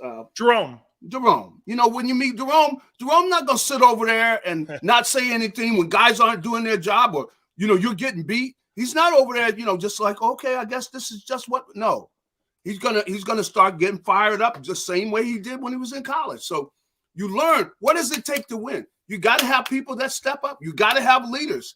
You can't just be waiting for everybody else to do something. You got to do something. And I think in that environment, come on. You're playing you're playing in big games in front of the nation, and you're playing against another good team. Somebody's got to make some plays. So I think these guys have been in that atmosphere. That's the atmosphere of the NFL. So they don't know everything, but part of the things, they're used to being in competitive competition where you got to deliver, and they know that, and that's why teams win. It's not an accident, and I think this is a good environment. They're used to it. And so they're used to being pushed, and they are going to be pushed. They are going to be expected, where you expect guys to make plays. So they know that's what's going to be expected out of them. Gary, I said this in the first hour about Hurts, and there was a comment that came out of OTAs and the Eagle organization that we're expecting Jalen to make a significant leap this year. I said this to folks. If you're putting that to numbers, then you're misguided.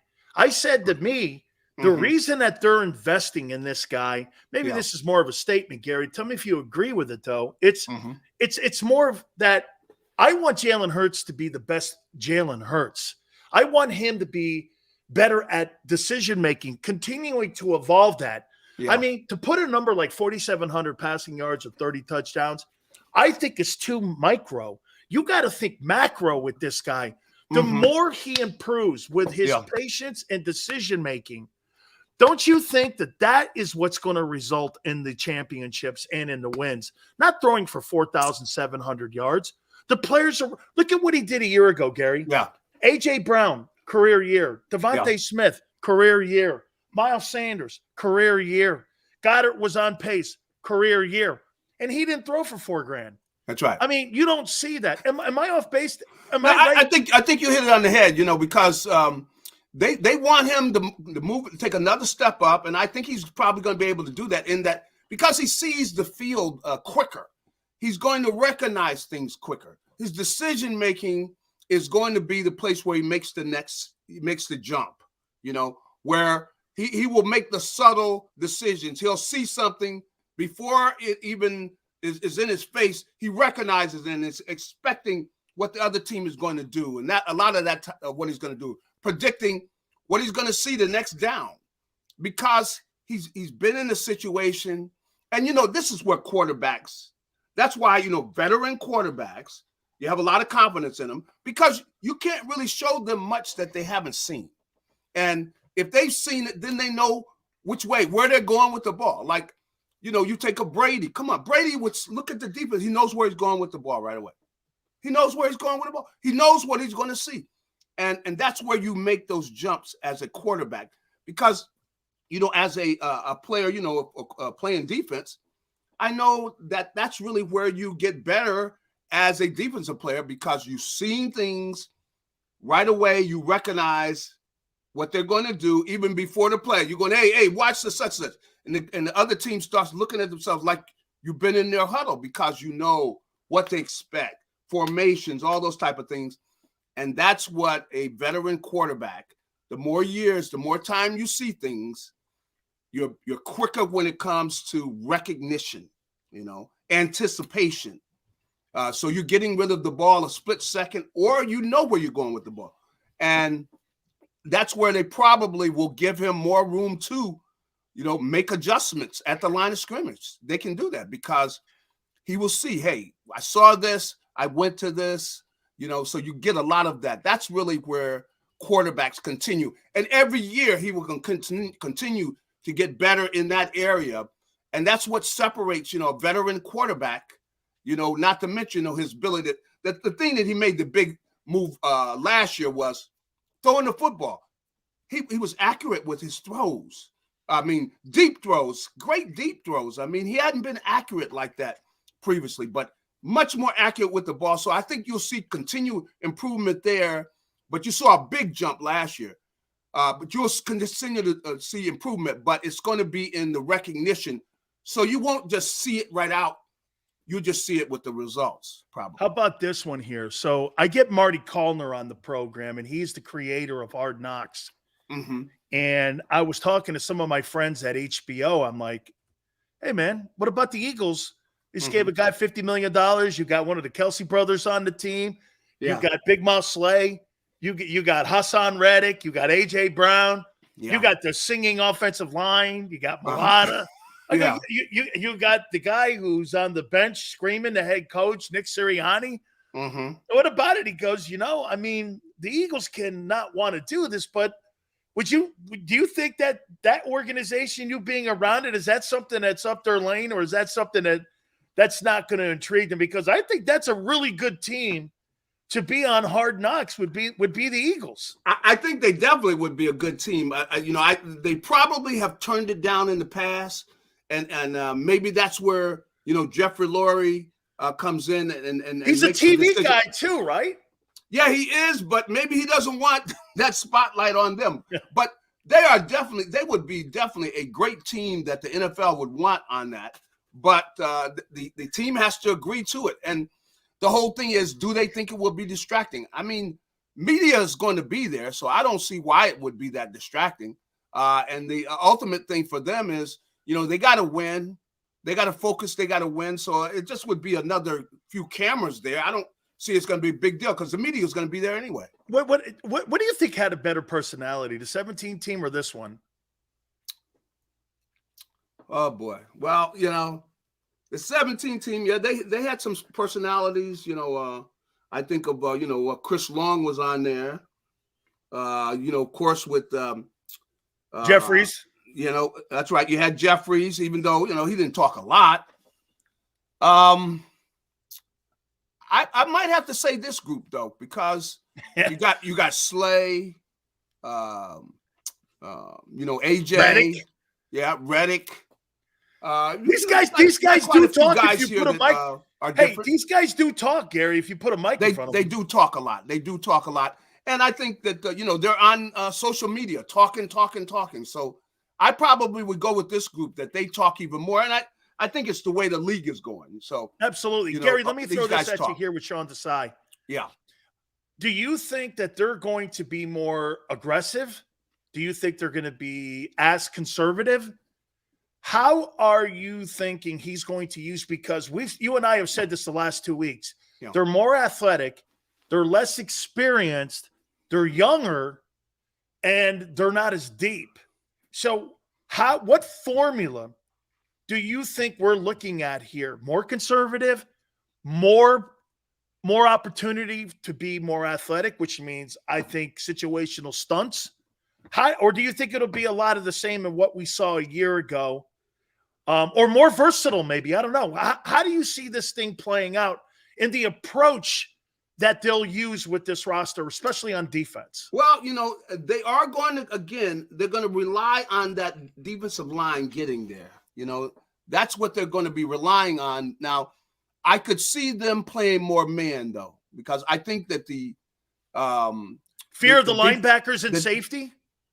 Yeah, I think they would probably want to lean on their.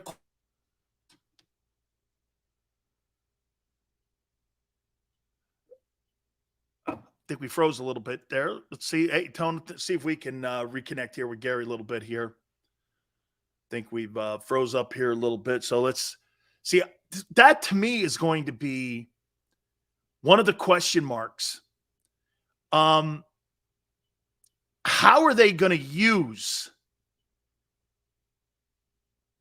all the new talent and all the weapons they have? Like, how are they using Nolan Smith this coming season?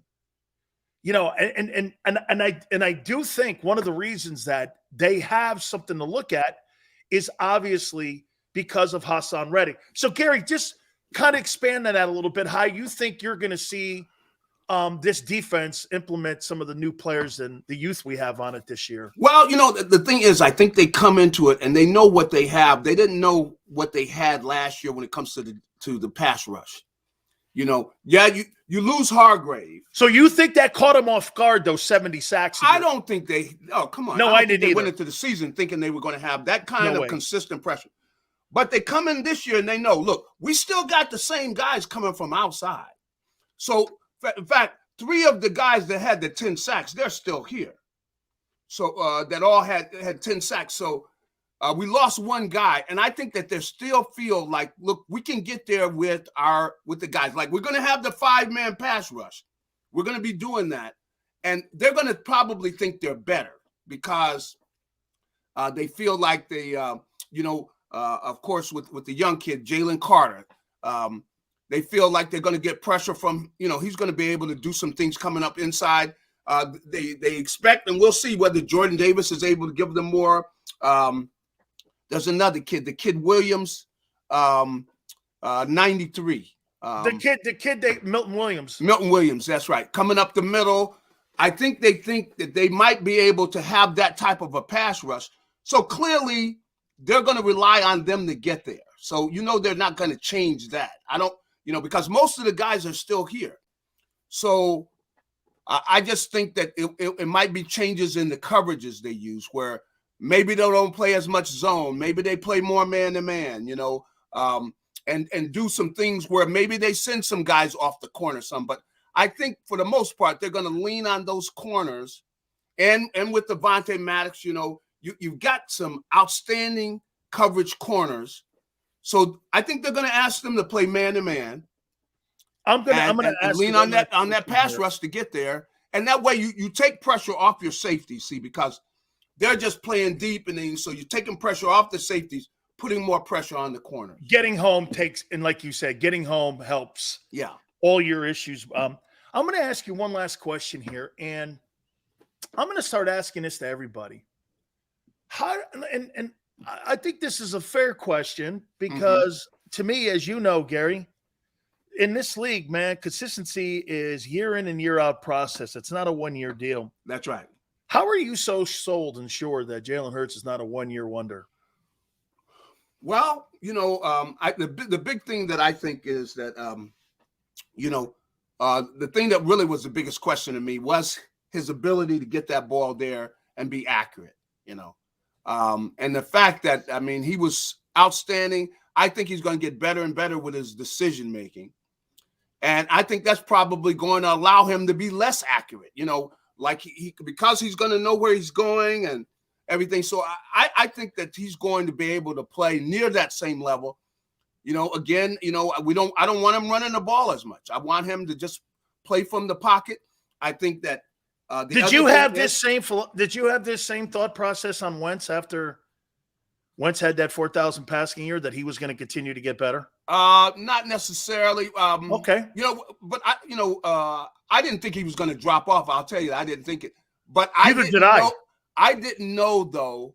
See, the thing that changed with Wentz was his thinking, which is, he had the good year and everything, but he got to where, you're trying to make things out of plays that aren't there.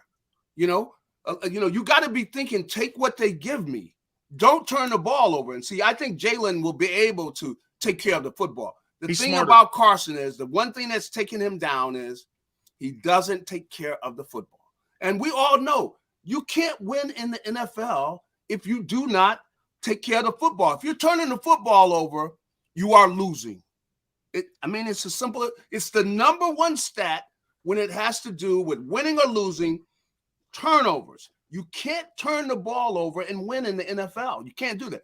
I don't think Jalen's going to have a problem in that area. That's why I don't see the big drop-off. Let me ask you this then. Yeah. So Tannehill and even Geno Smith kind of give hope to quarterbacks that maybe go through downtimes in their career. Yeah. Do you think Wentz is one of those candidates like Ryan Tannehill? He was terrible with the Dolphins. Yeah. And Geno Smith bounced around the league for a decade. Yeah. And he had this superstar year a year ago. Yep. Do you think Wentz falls in that category and in that barrel where he could come back in the right situation? I think he could. I do. Because the year a couple years ago when he lost that game against Jacksonville at the end of the season, he had a good year. He had thrown like 20-some touchdowns? He 27 touchdowns, 7 picks. Come on. He was around 67% completion percentage, Who wouldn't take 3,800 that? passing yards. Tell me who wouldn't take that. No, that would I thought he had a great year in Indianapolis. Yeah, but see, he finished up with that bad game against Jacksonville. Yeah, Raiders and Jacksonville. But we realize now that it was just a bad coach, and that Jacksonville team actually had some pretty good ball players on it. Yeah. Well, the thing is, though, is, he just seemed to get worse from that, where he just started pressing. Look, take what the defense gives you. That's where, a good quarterback's going to know, okay, this is what they're in. I'm going to take this. I'm not going to turn the ball over. If I got a special receiver who I know I could throw the ball to, and he's going to take care of me, meaning he's not going to let it get picked off. In a one-on-one situation, I'll take chances with that guy. I'm not taking chances with everybody because guys aren't the same. If you got a special talent you're throwing to, then you will make it some exceptions with him. But other than that, you got to take care of the football. That is one of the keys to winning in the NFL. You can't be turning the ball over. And come on, you're basically burning your own check. You're not going to survive as a quarterback in the NFL turning the ball over. And that's what Carson has to come to, that realization of not, just being where like almost every play he's living on the edge. Can't live on the edge like that. And you got to take care of the football. And I still think he could turn it back around because I have, like I said, a couple years ago, he was playing outstanding football. He was. With those numbers, if he could put up numbers like that, come on. How many teams in the league? Any team would want to have that. Hey, real quick, you think the Phillies are a one-year wonder? Well, I wouldn't say that they're just a one-year wonder, but winning going to the World Series every year, you got to have the pitching, and that's really hurt them. the bats, I think, will come back.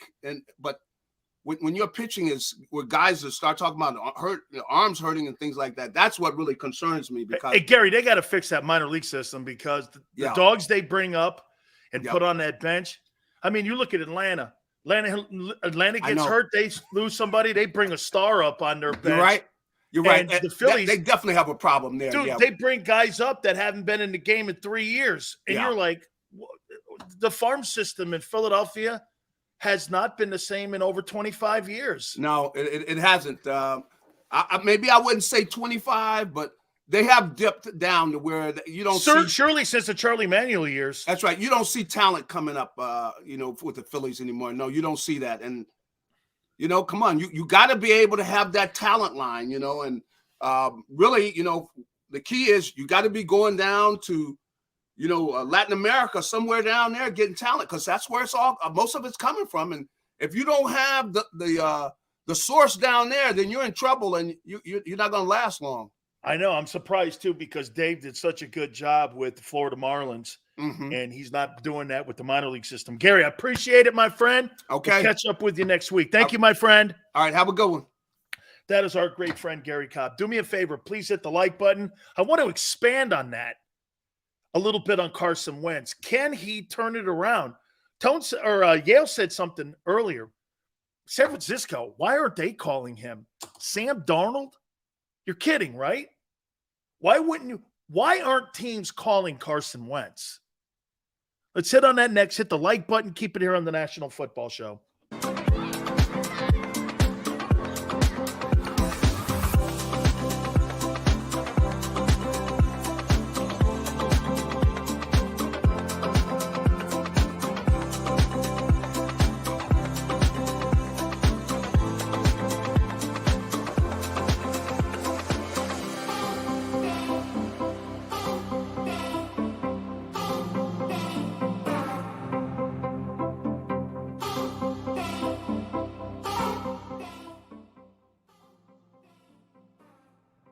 Heading down the shore, have a ball once more. Here, imaginations run wild and time stands still. Because here, you can find the best of the Jersey Shore, all on one 5-mile island. So leave the old you behind and get lost in the woods. Wild, wild, wild wood days.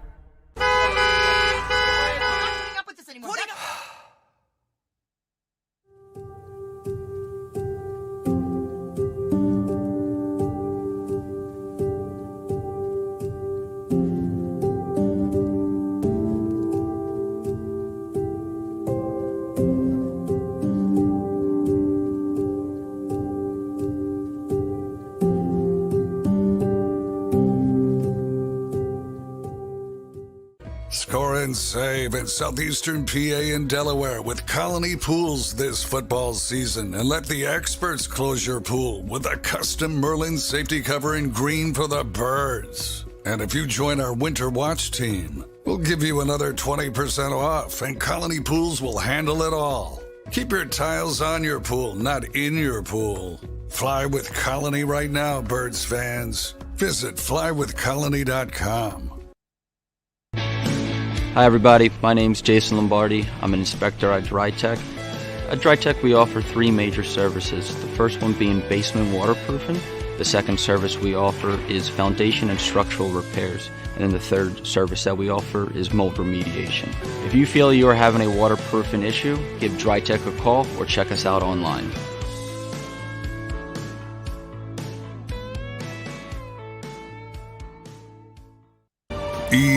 EAGLES, Eagles.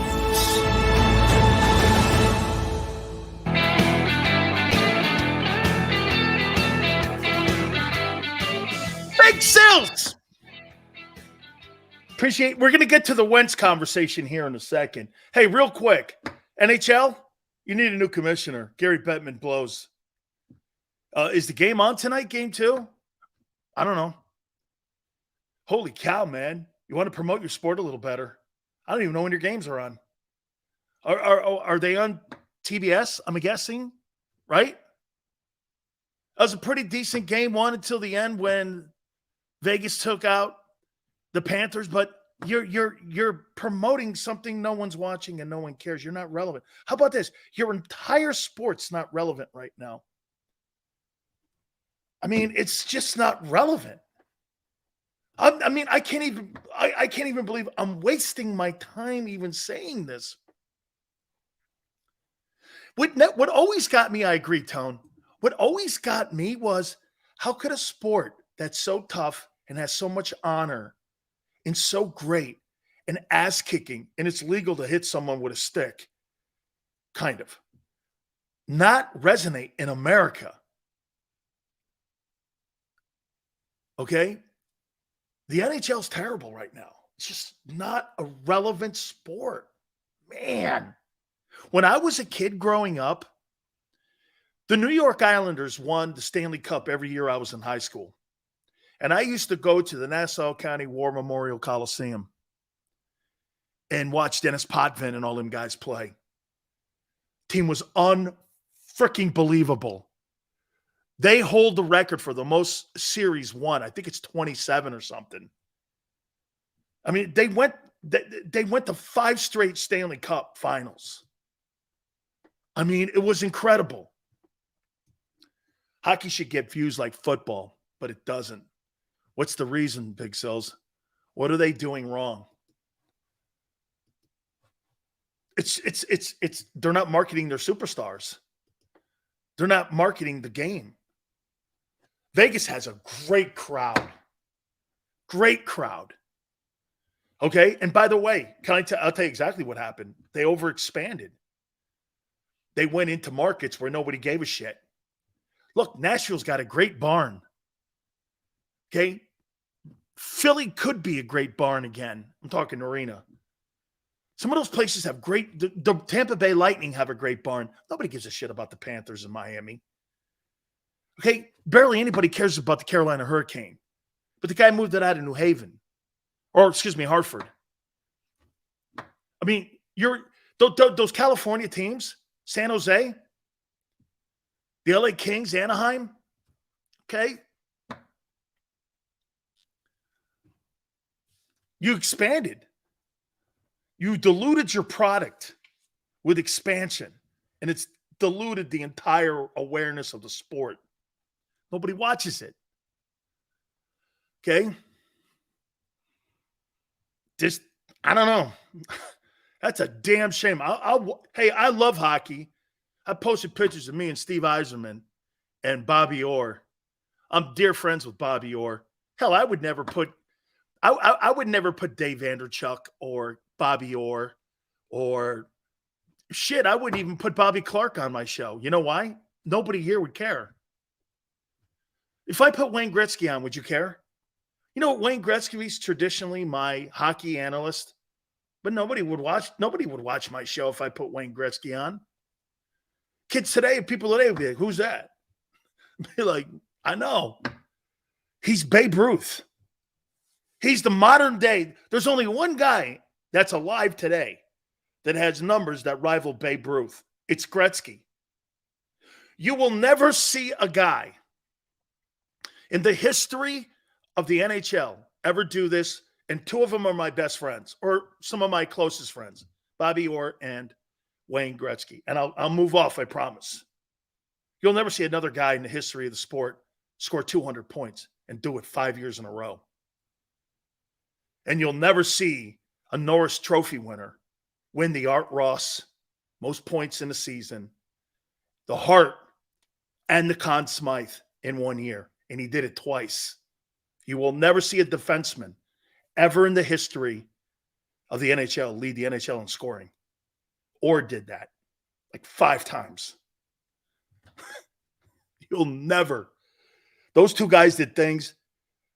And Gordie Howe is a dear friend of mine. Okay? You'll never see that again in the history of sports. Barely anyone can say it's not. Hey, and plus, Anton, it's got no versatility in it, and it's got no diversity in it. It's probably also why. Hey, Anton, you want to know why the Olympics don't do well or the Winter Olympics don't do well? Not real popular with the brothers, is it? I mean, I watch, I go like this. It should be called the White Guy Olympics, not the Winter Olympics. I mean, it's like a beer drinking league. Hey, Tone, I mean, I don't know, man. I mean, if you, the Winter Olympics, why I don't watch it?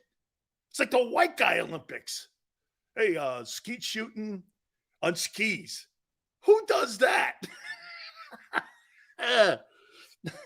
Skeet shooting on skis. The winter, Tom's like, the Winter Olympics, that's still a thing? Yeah, kind of. Yeah. I'd rather watch the X game, those pot smoker games. At least you get this. Man, I did a triple loop in a triple sow cow, flipped my things out. Where am I? Where's my vape pen? Where's my vape pen? I did. Hey, this spot is sponsored by Vape. Dude, where's my vape pen? Give me my vape. What are we talking about? Triple sow cow. Oh man, I came off that. I was in the tunnel, man, and I came up, and all I saw was euphoric lights hitting me in the head. And then landed down there, man. I'll tell you, I would never want to be anywhere else but the X Games. Yes, sirree. Where's my vape pen? Oh, man, I got another 3. I got another 3 runs. X Games. Catch it. It's like the pot smoker games, man. I'm in. Yeah, hey, Jeffrey. I'm sure. Hey, Jeffrey. I'm sure curling's really big in the hood, and then in South Philly with the Italians. Curling. Yeah, I'm sure that's a real big sport. Curling. Well, here's my curling. Okay, hey, you give me a malt liquor or Colt 45, I'm in. Here's my curling. Hey, you want to see curling? Big Sil's putting a malt down. How you doing? Oh, man. Anthony's like, what the F is curling? I know, dude.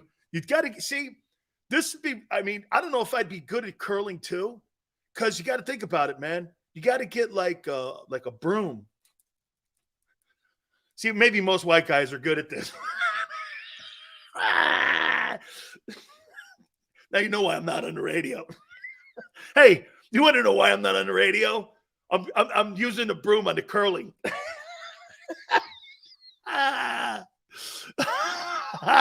Hey, Tone goes, my dad loves you. Hey, Tone's dad, I don't think me and you would be good at this. Well, I don't know. Well, you know, with the broom. Oh. But that is a little tasking. Oh. See, I could do it.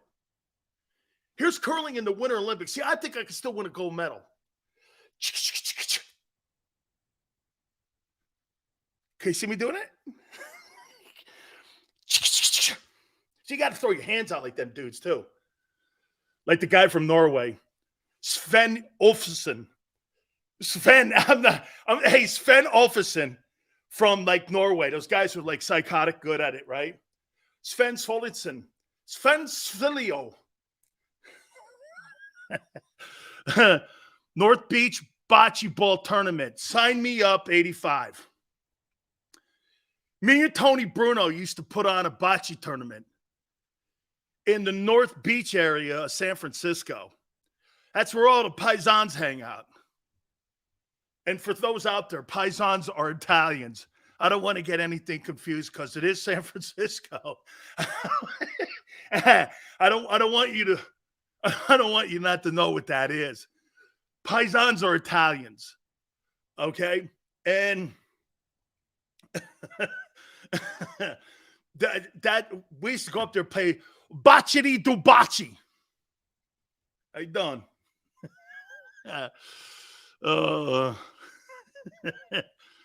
Bocce do bocce. Tony Bruno's a god. I love Tony B.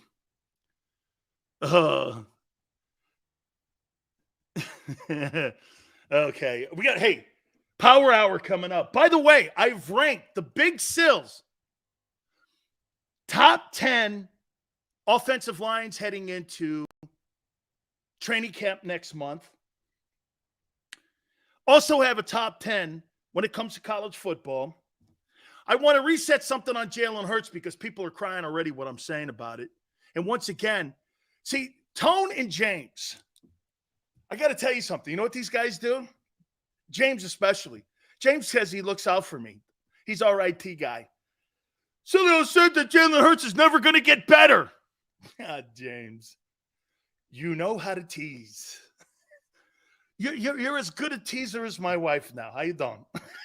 Power Hour. Number 3, hit the like button. Keep it here on the National Football Show. Do you stream on a Roku, Fire Stick, Google TV, or Apple TV? Now you can watch 6ABC 24/7 with the 6ABC Philadelphia streaming app. And the big story on Action News. Search 6ABC Philadelphia and start streaming today. Go to get your game on. Go for the beers. Go for the cheers. Go for the hit and the hits. Go for the stakes and the stakes. Go to get your parlay on. Go to get your party on. Go for the scene. Go for the screens. Go for the gallery. Go for the win. Go to Ocean. Visit theoceanac.com to plan your visit. The greatest fans on earth. It's a bold statement, but would you expect anything less from Philadelphia? 58 years of heartache creates a toughness, a grit, a resolve not found in most. Sure, our prayers were answered, but now that we've had a taste, we're looking for more. Pondley Hockey, official partner of the Philadelphia Eagles.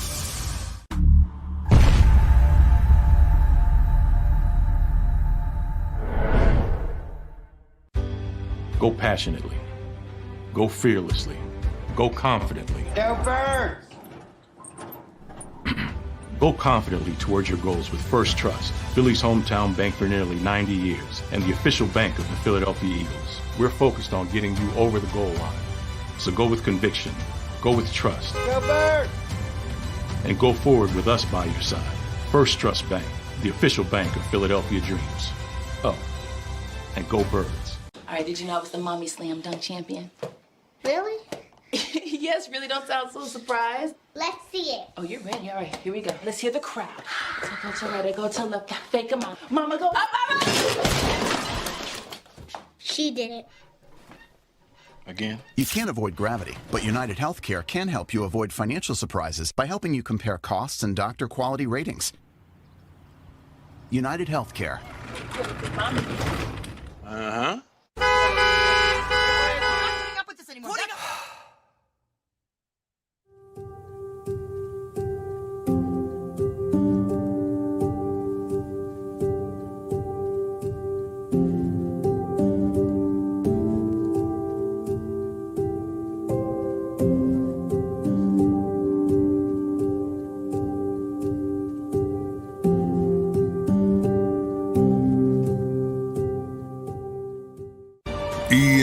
EAGLES, Eagles.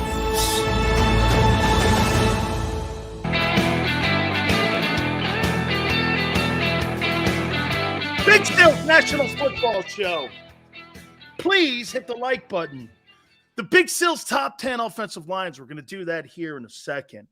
And as usual, I go over to my Twitter page at Dan Sileo Show, and I recommend you guys follow me there. And I only respond, by the way, to people that watch our show and who post on my show. Tone, James. These are my teammates, as some of you are. Sileo! Hurts is never getting better? You're such a hater. No, that's not what I said, jackass. Boy, I tell you, man, Philadelphia has every trait where every one of you could come to my family's holiday dinners and you would fit right in. I saw somebody say something. What's Sileo's tie-in to Philly? You know what the tie-in is? We're alike. That's my tie-in to you. It's not that I played next to Jerome. My tie-in is I'm like you. Okay? Whoever hollers the loudest, and I only listen to 5% of what I even say. Okay? I only listen to 5% of what I say. Okay? Guy said it'd never be good. That's not what I said, dickhead. Yes, it is. I heard it. I know you heard it. Where are you coming up with? He played 1 year. Oh, he played 1 year. And what you've seen so far, Sileo, you wouldn't invest. Oh, holy maranda me. Ina de bafangulio. And the guy, you're getting my guinea up. All right, let's go have a damn beer. Come on, let's go to the tailgate, okay? Don't start your shit with me. Hey, listen, man, we have different opinions of something, okay? Dude, get this. Bergie, to me, he's your most complete linebacker. Then Seth took the mantle. Are you talking shit on Bill Bergie? Talking shit on Bill Bergie? No, I'm saying Seth's better. Remember when you laughed at us because we didn't want Tyler Van Dyke? Who's Tyler Van Dyke? That was how little you thought of Hurts last year. Hey, Anton. Yeah, okay. How little your own organization thought of him. That's why they stacked up 2 first-rounders. Are you under the impression, Anton, that Howie Roseman had a high opinion of Jalen last year too? I'm not. Howie Roseman didn't have a high opinion of him. So if you're saying I didn't have a high opinion, okay, me and Howie didn't either. Okay? Cut from the same cloth. No one was sold, like Gail just said. Silly, but you guys make it seem like I'm the only guy that hated the guy. I didn't hate it. Hey, by the way, I don't hate anybody. I hate Nazis. That's it. I don't hate anybody. Well, there's some people in the media that I'm not allowed to talk about anymore, but hey, let's not forget Russell Wilson was almost an Eagle. See how fast things change, Sills? I don't know, man. That might have been better for him if he would. Hey, Russell Wilson in the Eagle organization versus what's going on in Denver. I don't think Russell Wilson would have had a bad year. I don't. Because you know why? The NFC sucked. He'd have probably been a star. Hey, maybe that's why Russell Wilson the last 10 years has been awful good. Because really the NFC outside of Brady stepping in for the last couple of years in Tampa and what Stafford did, you had Kirk Cousins running the room and Aaron Rodgers, Mr. Underachiever. He vetoed it. Yeah, you know what? Yale goes, he vetoed the deal to Philly. Yeah, he might want that back. Especially if he ends in a disaster in Denver. Hey, look at this. Think about how careers make a bad turn and a bad decision. Brady picked the Bucs because he had only 2 choices. The Chargers and the Bucs. But what did those 2 things have in common? They had rosters that were talented. The Chargers had shitty ownership. That's why he didn't pick the Spanos family. Spanos family ain't winning shit. Okay? The Glazers had 1 Super Bowls. Dungy is a friend of Tom Brady's. They got a great relationship, Dungy and the Glazers. So he chose the management group and Jason Light. Okay? Hey, yeah, but the thing is that they had already moved to Los Angeles. And Brady would be the second wheel, kind of like Aaron Rodgers is at MetLife. It's got to be the only time that Aaron Rodgers will walk into the building and he's playing on a team that's a renter. Yeah. Hey, Aaron Rodgers goes from the Packers to the Jody McDowell Jets. Wow. Yeah. The three most famous people in Jet history: Joe Namath, Fireman Ed, and Jody McDonald.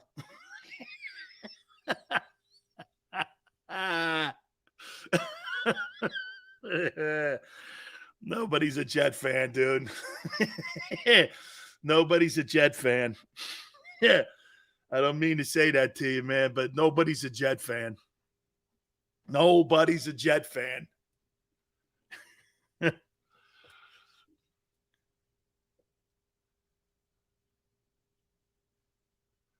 Right?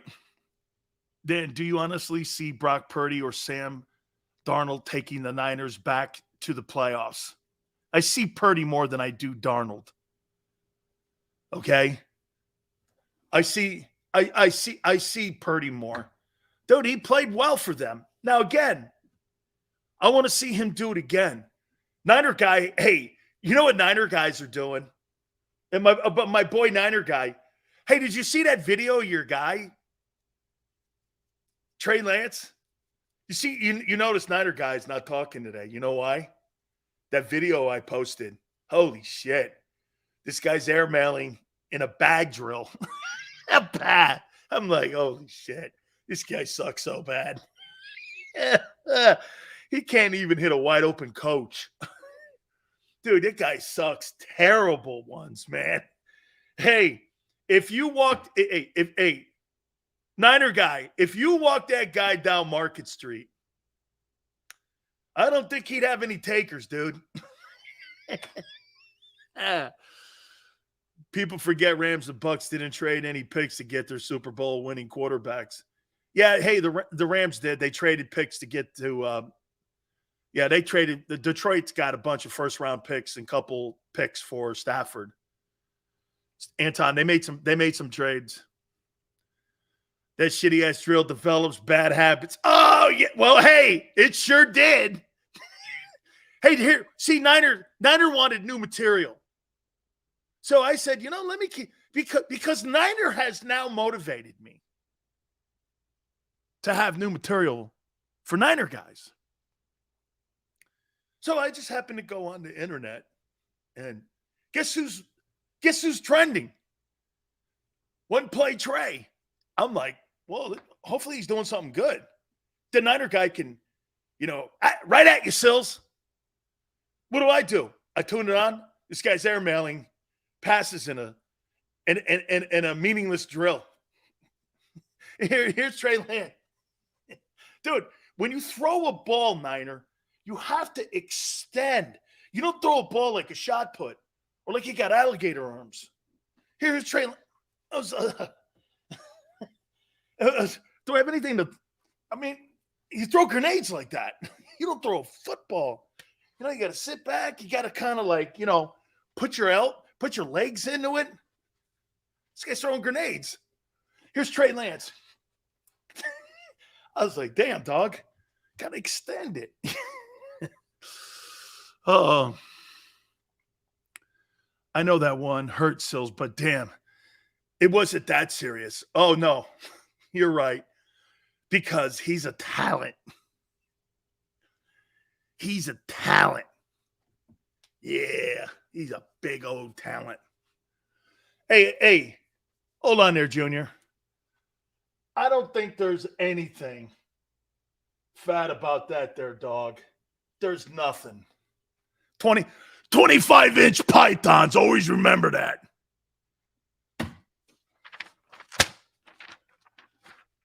What are you going to do when Big Sills Mania runs wild on you? All right. Yeah. Hey, you know what, JM? You bring the worst out of me. I know something else, Flappy. How you doing? Trey Lance was supposed to be a second rounder. Second rounder? Second rounder? Eric goes 25. Hey, Eric, I still hold strength records from 30 years ago in multiple places. I was one of the strongest people in the country. How you doing, baby? All right. I wrote down the 10, the big sills. Top 10 offensive lines in the National Football League. Here they are. D-ball. What's that? Yeah. No idea what you're talking about. Number 10. The Cleveland Browns. AFC. Ben Powers, left guard. That kid McClinchy at right tackle. Hey, by the way, McClinchy is probably the best or second best right tackle in the NFL. I think the Browns got a pretty good offensive line. They're going to need that.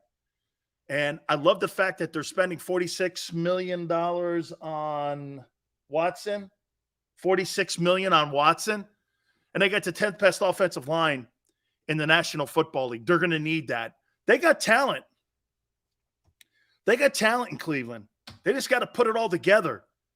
A lot of pressure on that dude, man, Deshaun Watson, to win games.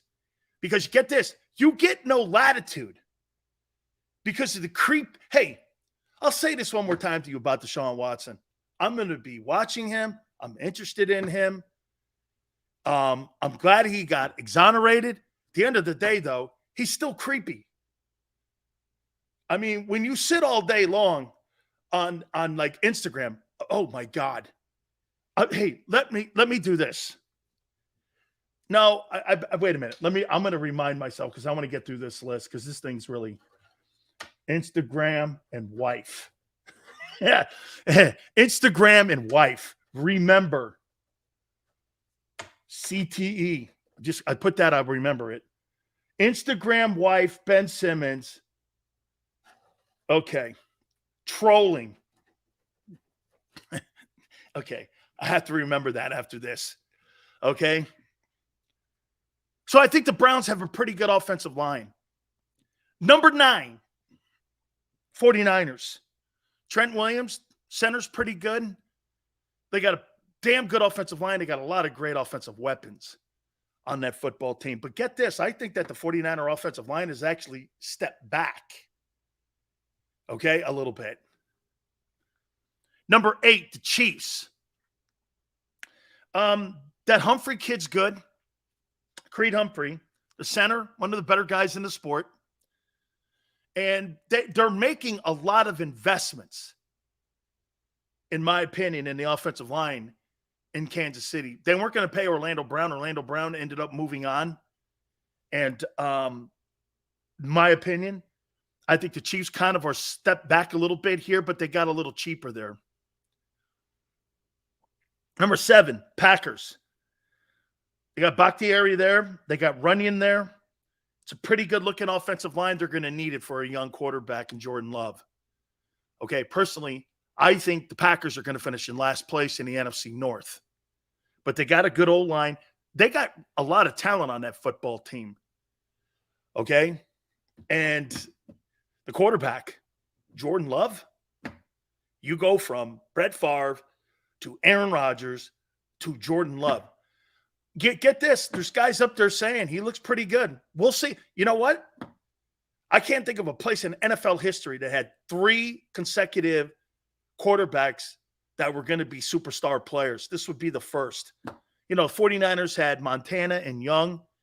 And, you know, the only other place I ever saw win with multiple quarterbacks was Washington with Joe Gibbs. So we'll see. I got the Lions at number 6.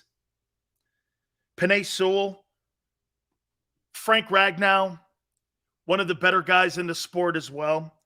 I think the Lions are good everywhere. D-line, O-line. Jamison Williams comes back. They get him back in the wideout position. They drafted a running back. Linebackers, they got a new guy in the draft in the first round. They got CJ they added. I would say the corners, you know, I'm probably a little suspect at the cornerback position. But the Lions have a lot of good.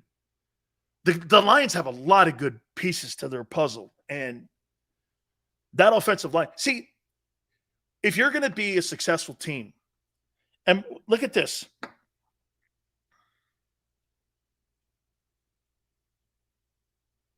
I think every one of these teams can make the playoffs. Browns, 49ers, Chiefs. Packers at 7. Well, not the Packers. Oh, we'll see, though. I may be wrong on Love. Lions at 6. I got the Cowboys at 5. Tyler Smith, Zach Martin. They got a pretty good O-line.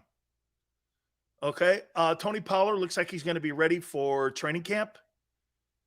I just don't know if they got enough in the backfield, though, to run the ball enough.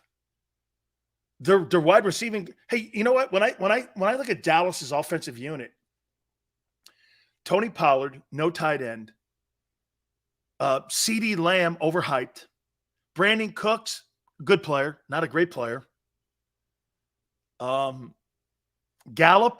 I don't know, often injured. I mean, when I look at Dallas, I see talent, but I just worry always about overhyped when you're talking Dallas.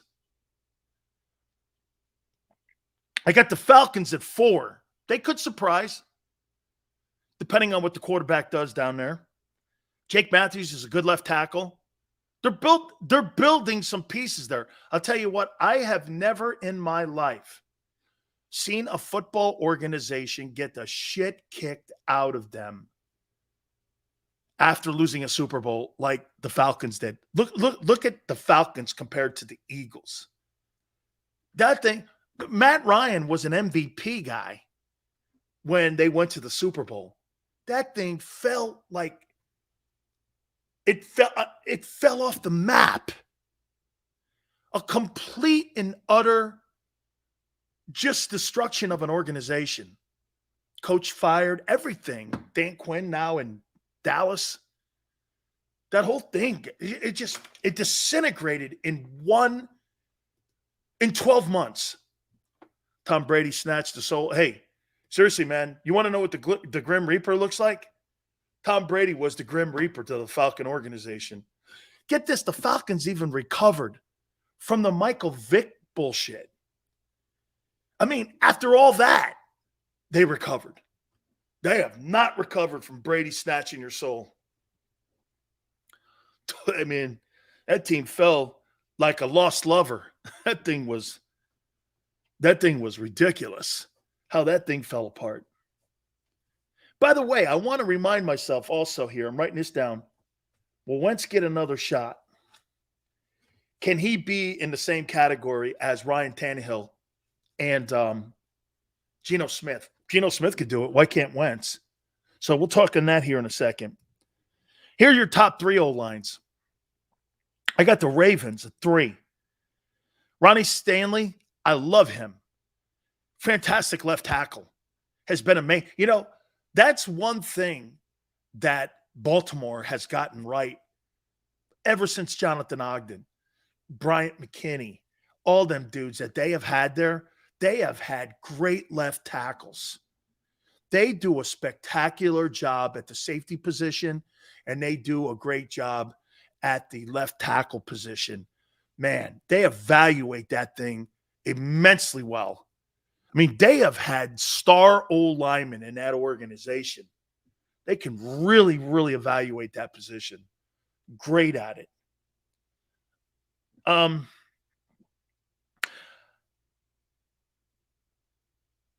I got the Browns, 2. Actually, that was at 10. That was the Broncos. Ben Powers. Excuse me. I wrote it down wrong. The Broncos have the 10th best O-line. Ben Powers, left guard, and McClinchy, who's now over in Denver, will help Russell Wilson. So Broncos are 10, not the Browns, because the Browns I have written down here, can't even read my own handwriting. I got the Browns at number 2. The Browns are the second best O-line for Deshaun Watson. Jedrick Willis, Joe Bonanno, the guard who's an all-pro. They got some pieces in there, man. Browns are going to be a good football team. And, of course, the Eagles at number 1. So here are the top 10 offensive lines.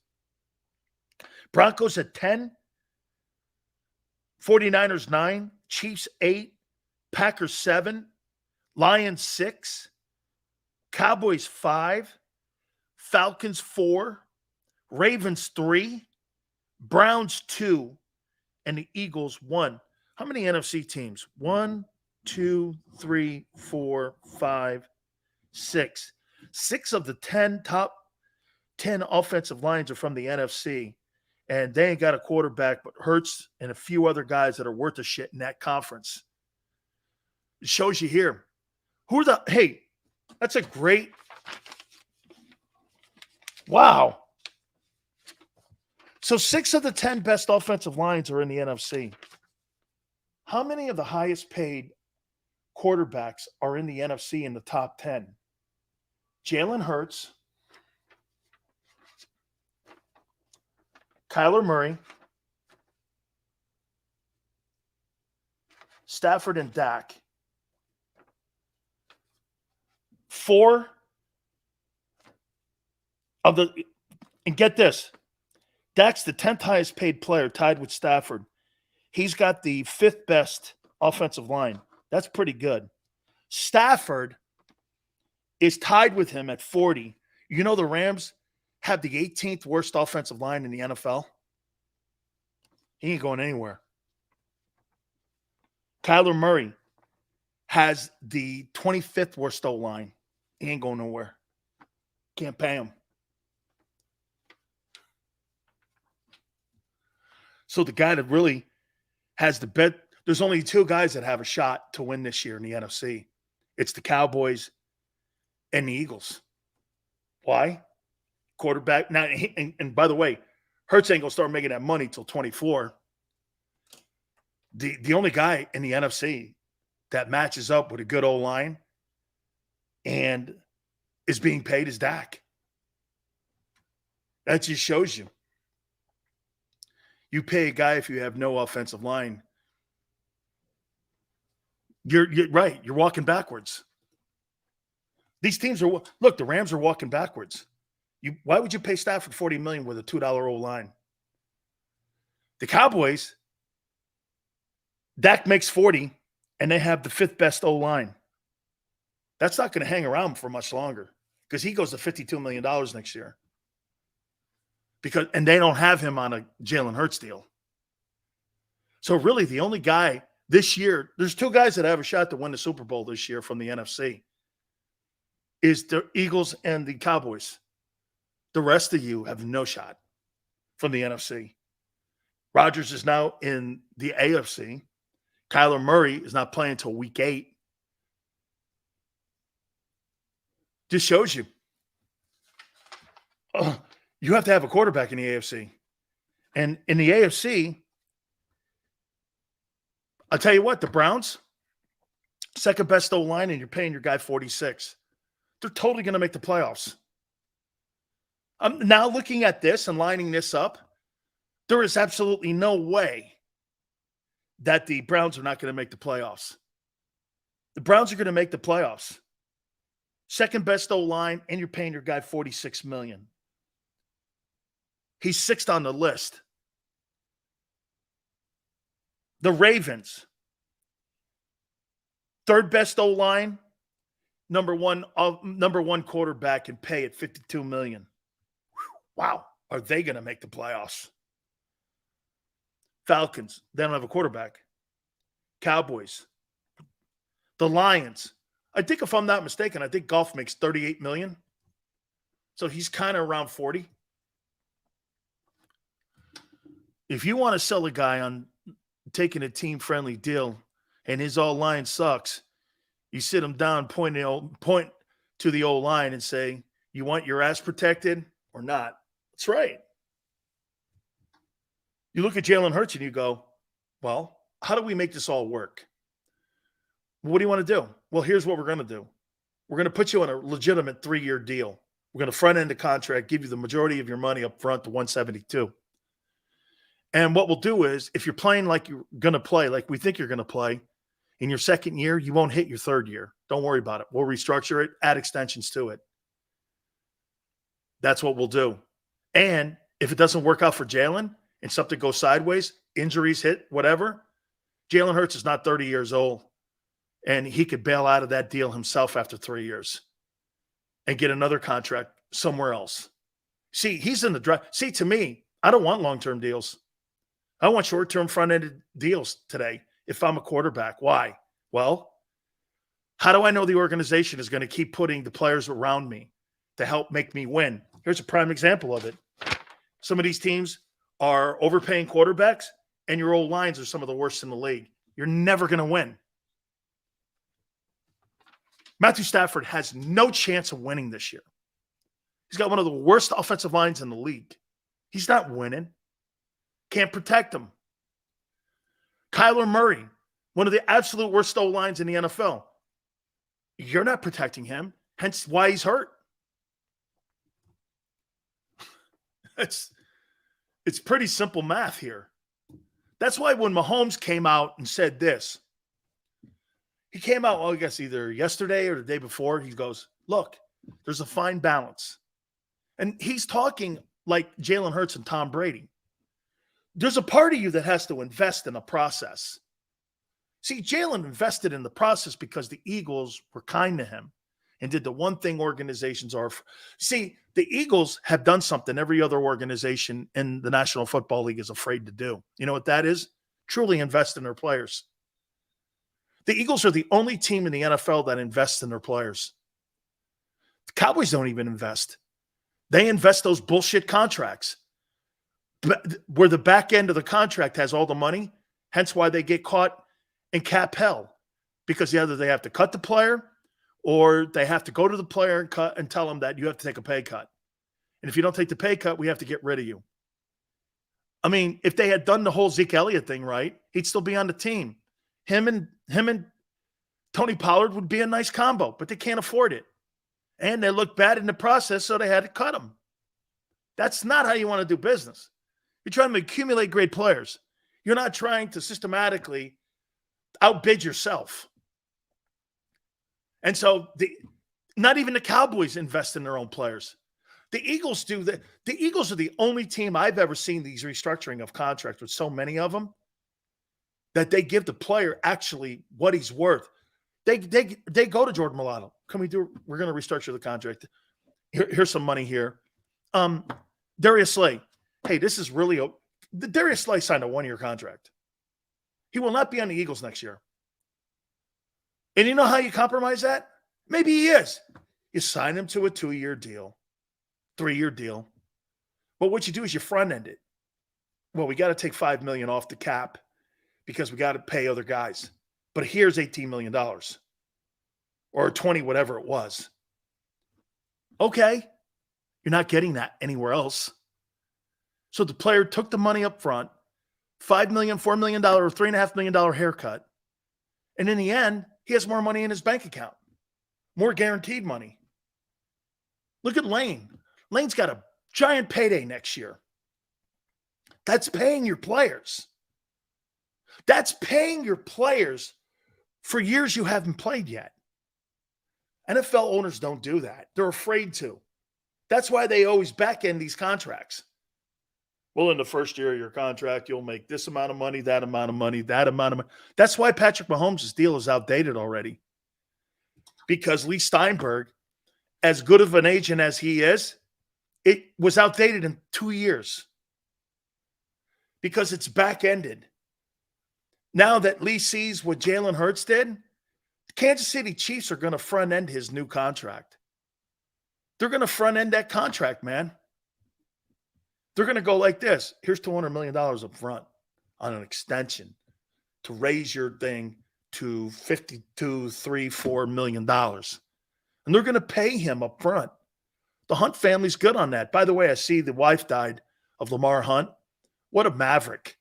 I had a chance when I lived in Fort Worth, Texas, to meet Lamar Hunt, a big investor in silver, was also involved in the Magellan Fund.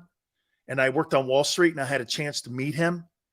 He was one of the absolute princes that I have ever seen in my entire life. What an absolutely great great human being, Lamar Hunt. The brothers are fantastic, fantastic people. And here, real quick, the story on how the Hunts came into the NFL. They were no, they weren't offered.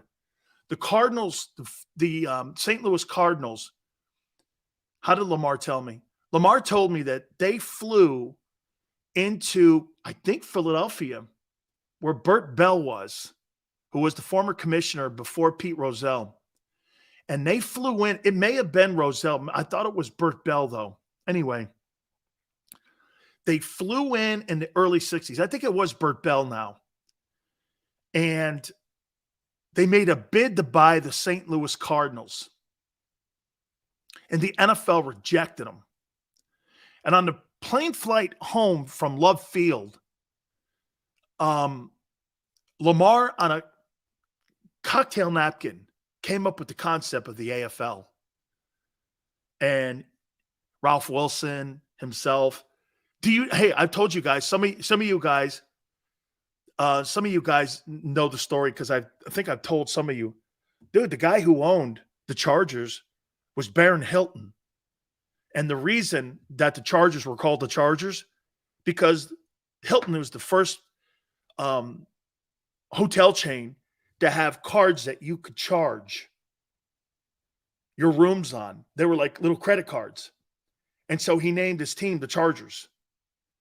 Baron Hilton named it off of a credit card that when you stayed at Hilton's. That's where the Chargers name came from Baron Hilton. And so everyone was like, well, how did the Chargers get the Charger name? There's not really a lot of lightning strikes in San Diego. Yeah. So Baron Hilton, because those NFL teams were nothing back then. They were nothing. So Baron Hilton put the name Chargers because of the charge card of the Hilton hotel chain. Yeah. Dean Spanos told me that story. That's how they got their name from Baron Hilton. Crazy. But knowing like Al Davis and those guys, Al Davis was the managing general partner of the McGraths. Al really didn't put any money in. I think it was a $60,000 franchise fee that the McGrath family paid for the Raiders in 1960. And they paid that in 60, like 20. No, it was 25,000 for a franchise. Al told me this. And he became the coach. Then he was the former AFL Coach of the Year. Then he went from Coach of the Year to the commissioner of the AFL. And do you understand? One of the reasons that the AFL and the NFL merged, all the NFL owners said, Al Davis is not going to be the commissioner of the National Football League. It's going to be Pete Rozelle. Those two guys used to bitch and fight over talent because there used to be a bidding war. Namath was supposed to go to the Cardinals, the St. Louis Cardinals. They were going to draft him. The Jets, it was between the Jets and Cardinals that had his rights. And Sonny Warburn, the owner of the Jets, Titans, paid Namath like $500,000. Was the richest contract in professional sports. And Sonny was like, I think he was an agent at EMI. And so all the superstars used to go to the AFL games. But this all came around with Lamar Hunt. Lamar Hunt was the architect of all this. So it was Lamar Hunt that went to Al Davis and said, okay, we'll give you the Raiders. You'll be the managing general partner and the majority owner of the Raiders. But you can't be commissioner. Al took it because it would be financially more being that than the commissioner of the NFL. So he went back to ownership instead of being the commissioner of the NFL. And now the Raiders in Vegas are worth $6 billion. I mean, so at the end of the day, Al was ahead of his time the whole time. Yeah. But this, again, all Lamar Hunt. All Lamar Hunt doing all that. Pretty crazy how the AFL, I'm a big AFL fan. I love that. I played probably in the third best non-NFL league. I think it goes, AFL, USFL, World League, than the old World League that like Zonka and them guys went to. I probably played in the third. It's like 4 great leagues. And now they got the upstarts, and now the XFL is probably 5th. That the top 3 were great. I played in one of those leagues that were just, Scott Mitchell was our quarterback. We had great coaches too. Chan Gailey was in the. It was a bunch of great coaches. CFL, CFL is a great league. CFL is a great league. I'm talking the American football. CFL is actually older, believe it or not, than the National Football League. All right, let me get over to this topic before we take a timeout. Can Carson Wentz be saved? Philly fans, football fans, he's been out of Philadelphia for some time now. Can he be saved? Nathan goes, no. Hey, by the way, Carson Wentz is a better football player than Geno Smith. Love the Australian League. Geno Smith is not a better player than Carson Wentz. He's not had a better career. That is not true. It's not remotely close. By the way, Carson's probably had 2 better years than him. Not a better player. He has to first want to save himself. You can't throw a life raft to a porcupine. Interesting.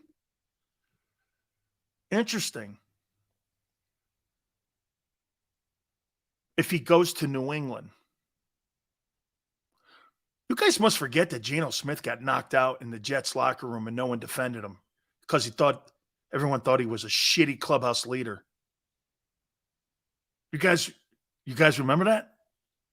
He got knocked out by a special teams guy and not one offensive line got up and protected him.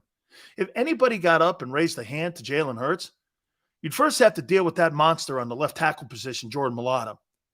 Every time someone gets a little frosty with Jalen, Jordan Mailata is right there. Okay? Sills, how do you think Wentz will do with the Eagles now?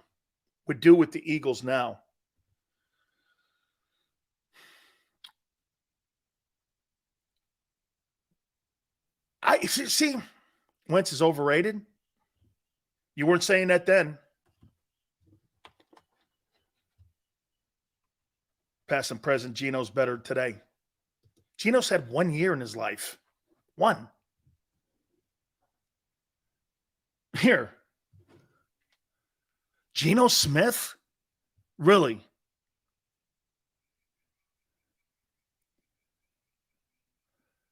Geno Smith's stats. I guarantee he's older too. Guarantee he's older than Wentz. So here's Geno's stats. First 2 years he played, 3,000 yards, 21 interceptions, 12 touchdowns, 3,046.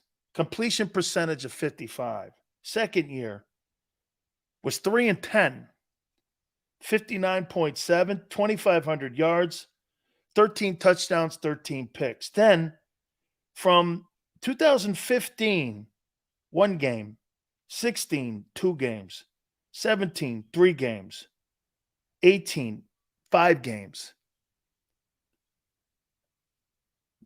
Didn't play in 19. 20, 1 game. 21, 4 games. This last year I played all 17. His best year in his career was 1 year. 69.8 percentage completion, 42-82, 30 touchdowns, 11 interceptions. It's a heck of a year. Now let's take a look at Carson Wentz's career. Carson Wentz stats.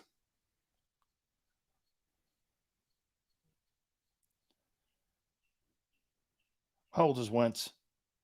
Wentz is 30. First year starting, 62-4, 37-82, 16 touchdowns, 14 interceptions. Second year, 60.2, 32-96, 33 touchdowns, 7 picks. It's a better career already than Geno Smith. Third year, 3,074, 21 touchdowns, 7 picks, 70% completion percentage. He's already a better player. 2019, 4,000 yards. Only quarterback in Eagle history to ever do that. 27 touchdowns, 7 picks. Now he's doubling them, and now he's lapping them. Indianapolis, 21, 35, 63, 27 touchdowns, 7 picks, 62.4 completion percentage. Last year, 11 touchdowns, 17.55. He was benched, 62-3. It ain't close. Wentz is a superior player to Geno Smith. Superior player to Geno Smith. Superior. Lapped him 4 times. 4 times. Let's see. Geno got better coaching, better organization. Okay? Geno has a decent year, but he isn't sniffing Wentz's. It's not close. He's lapped him 5 times. But why isn't anyone knocking on Wentz's door? I know Wentz fell off, but let's not be disrespectful. Geno has 1 year and he's God now. I know, that's the point here. Yeah, but you also have to apply that to Hurts. It's hang in there. He's trending and younger. All that, yes. It's a different dude, Tone. I got it. No. It's different. It's different. It is. He's older. I get it. But I think it has a lot to do with coaching. And by the way, Tone goes, he has 1 good year, and now we're calling him God. I apply that to Hurts. He's like, technically.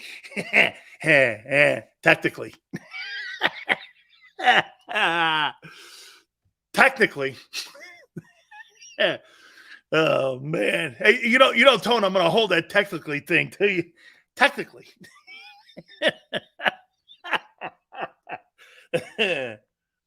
But ask the question, okay? Why isn't anyone knocking on his door, though? It's got to be what everyone says. Wentz is probably in his hunting lodge, no phones. You know what it's got to be? He's uncomfortable to be around. It's got to be that.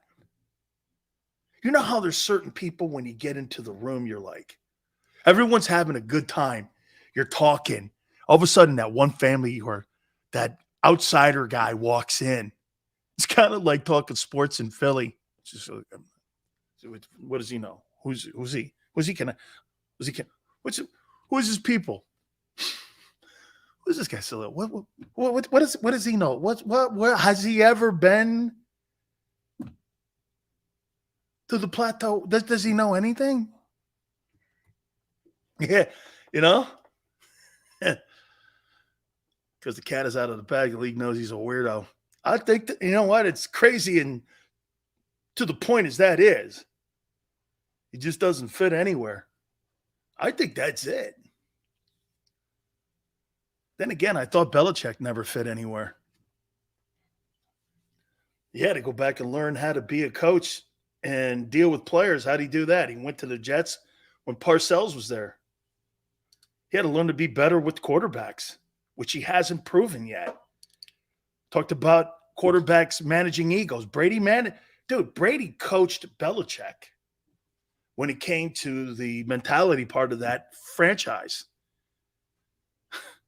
Brady was the smarter one. You know why? He tolerated that shit. See, Wentz is the reverse.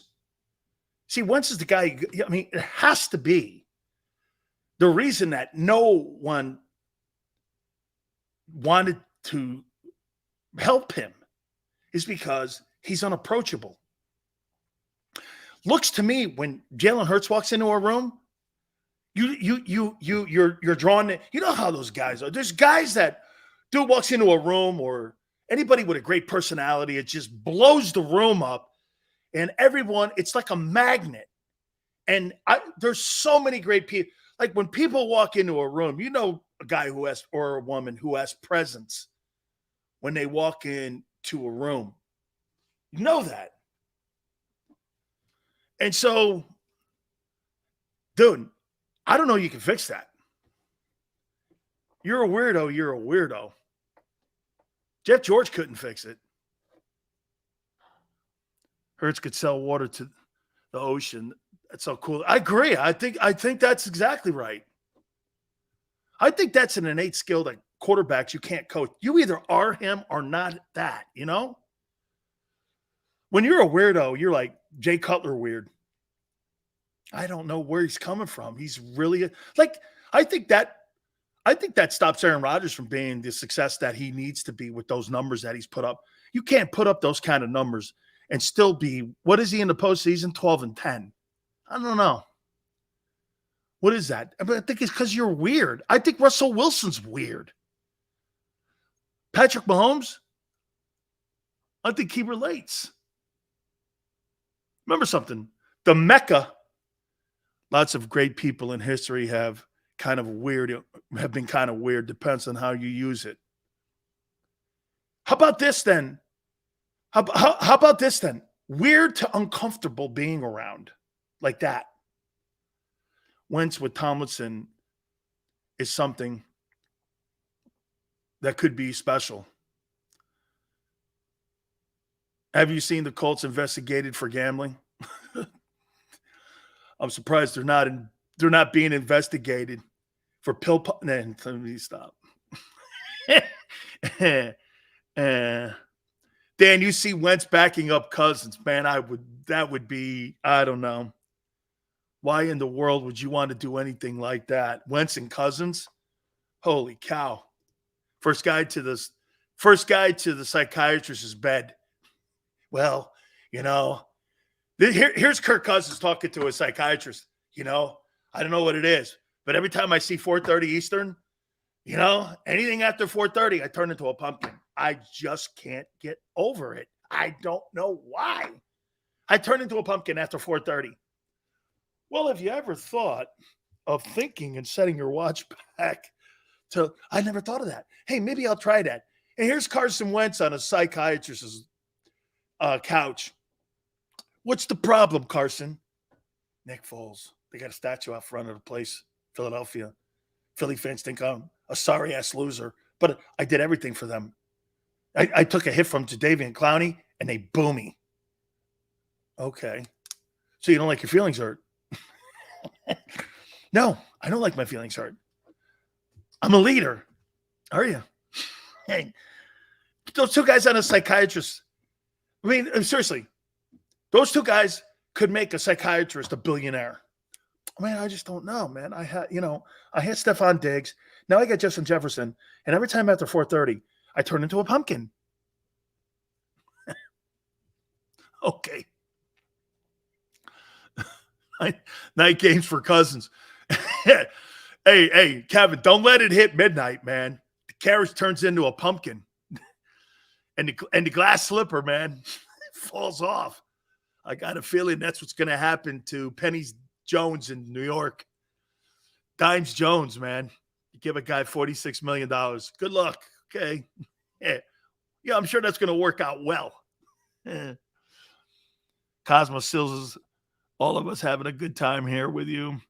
And there's the Niners giving off weird vibes. Dude, well, Niner guy is a weird vibe. Okay? It's a weird vibe in the place. Got everything except what? The quarterback.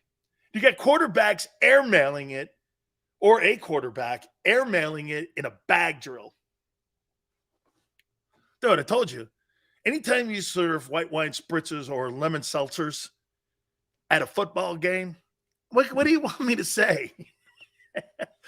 A seltzer or white wine spritzer or a Merlot?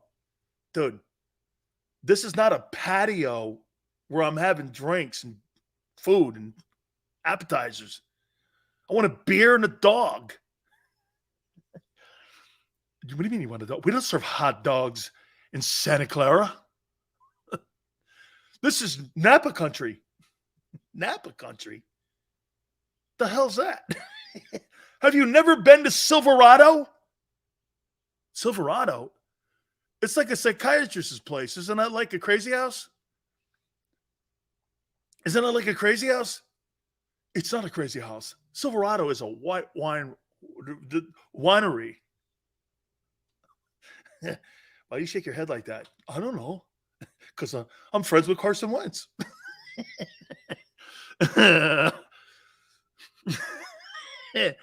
Seriously, I had gone to the Stick before, sat in the stands. The guy came over to me, man. He goes, offered me, Niner, I hate to do it to you, man. Guy offered me one of them little wiener dogs on a toothpick. I was like, what in God's name is this? And he goes, it's a wiener dog. Haven't you ever had a wiener dog? I'm like, on a toothpick? I go, well, how many of those things do you think? How many of those things do you think Big Sills could eat at one time? 100? So they gave me a wiener dog on a toothpick. I said, well, you better give me 50 of them. And the guy, and the guy was looking at me, goes, you're kidding, right? I'm like, no, I'm not kidding. You better give me about 50 of them. They're about this big. It's like, what are you talking about? Wiener dog.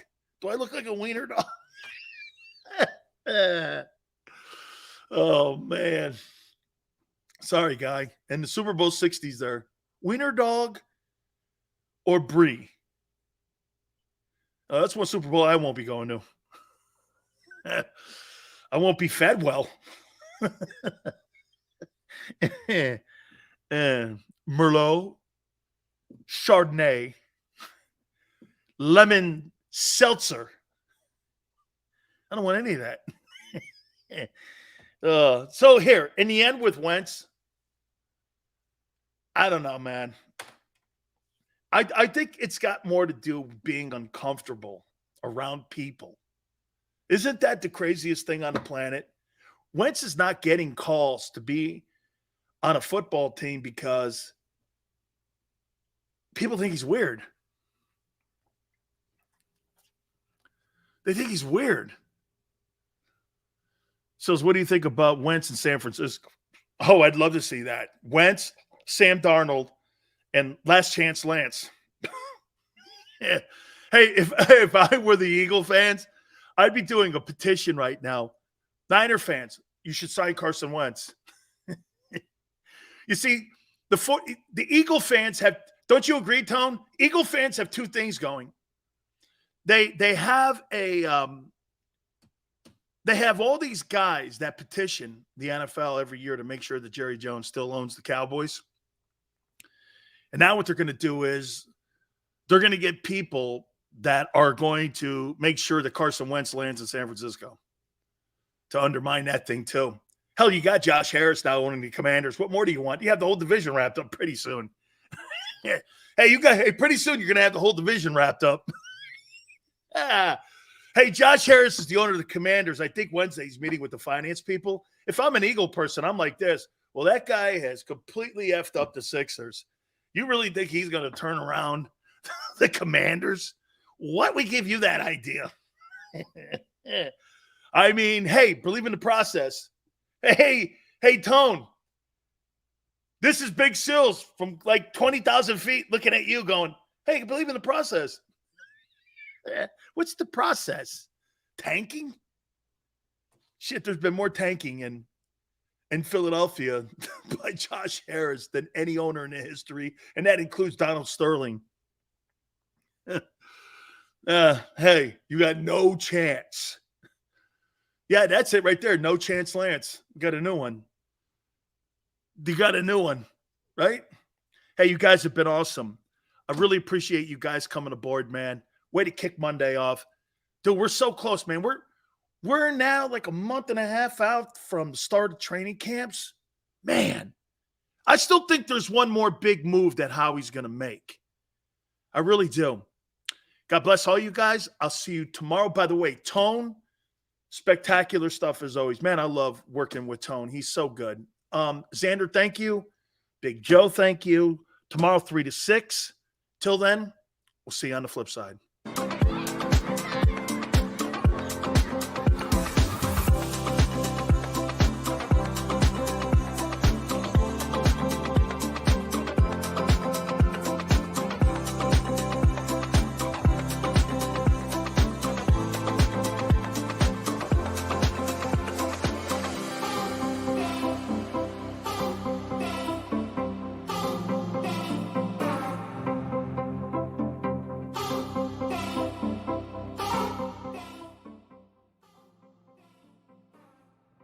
Heading down the shore. Have a ball once more. Here, imaginations run wild and time stands still. Because here, you can find the best of the Jersey Shore, all on one 5-mile island. So leave the old you behind and get lost in the woods.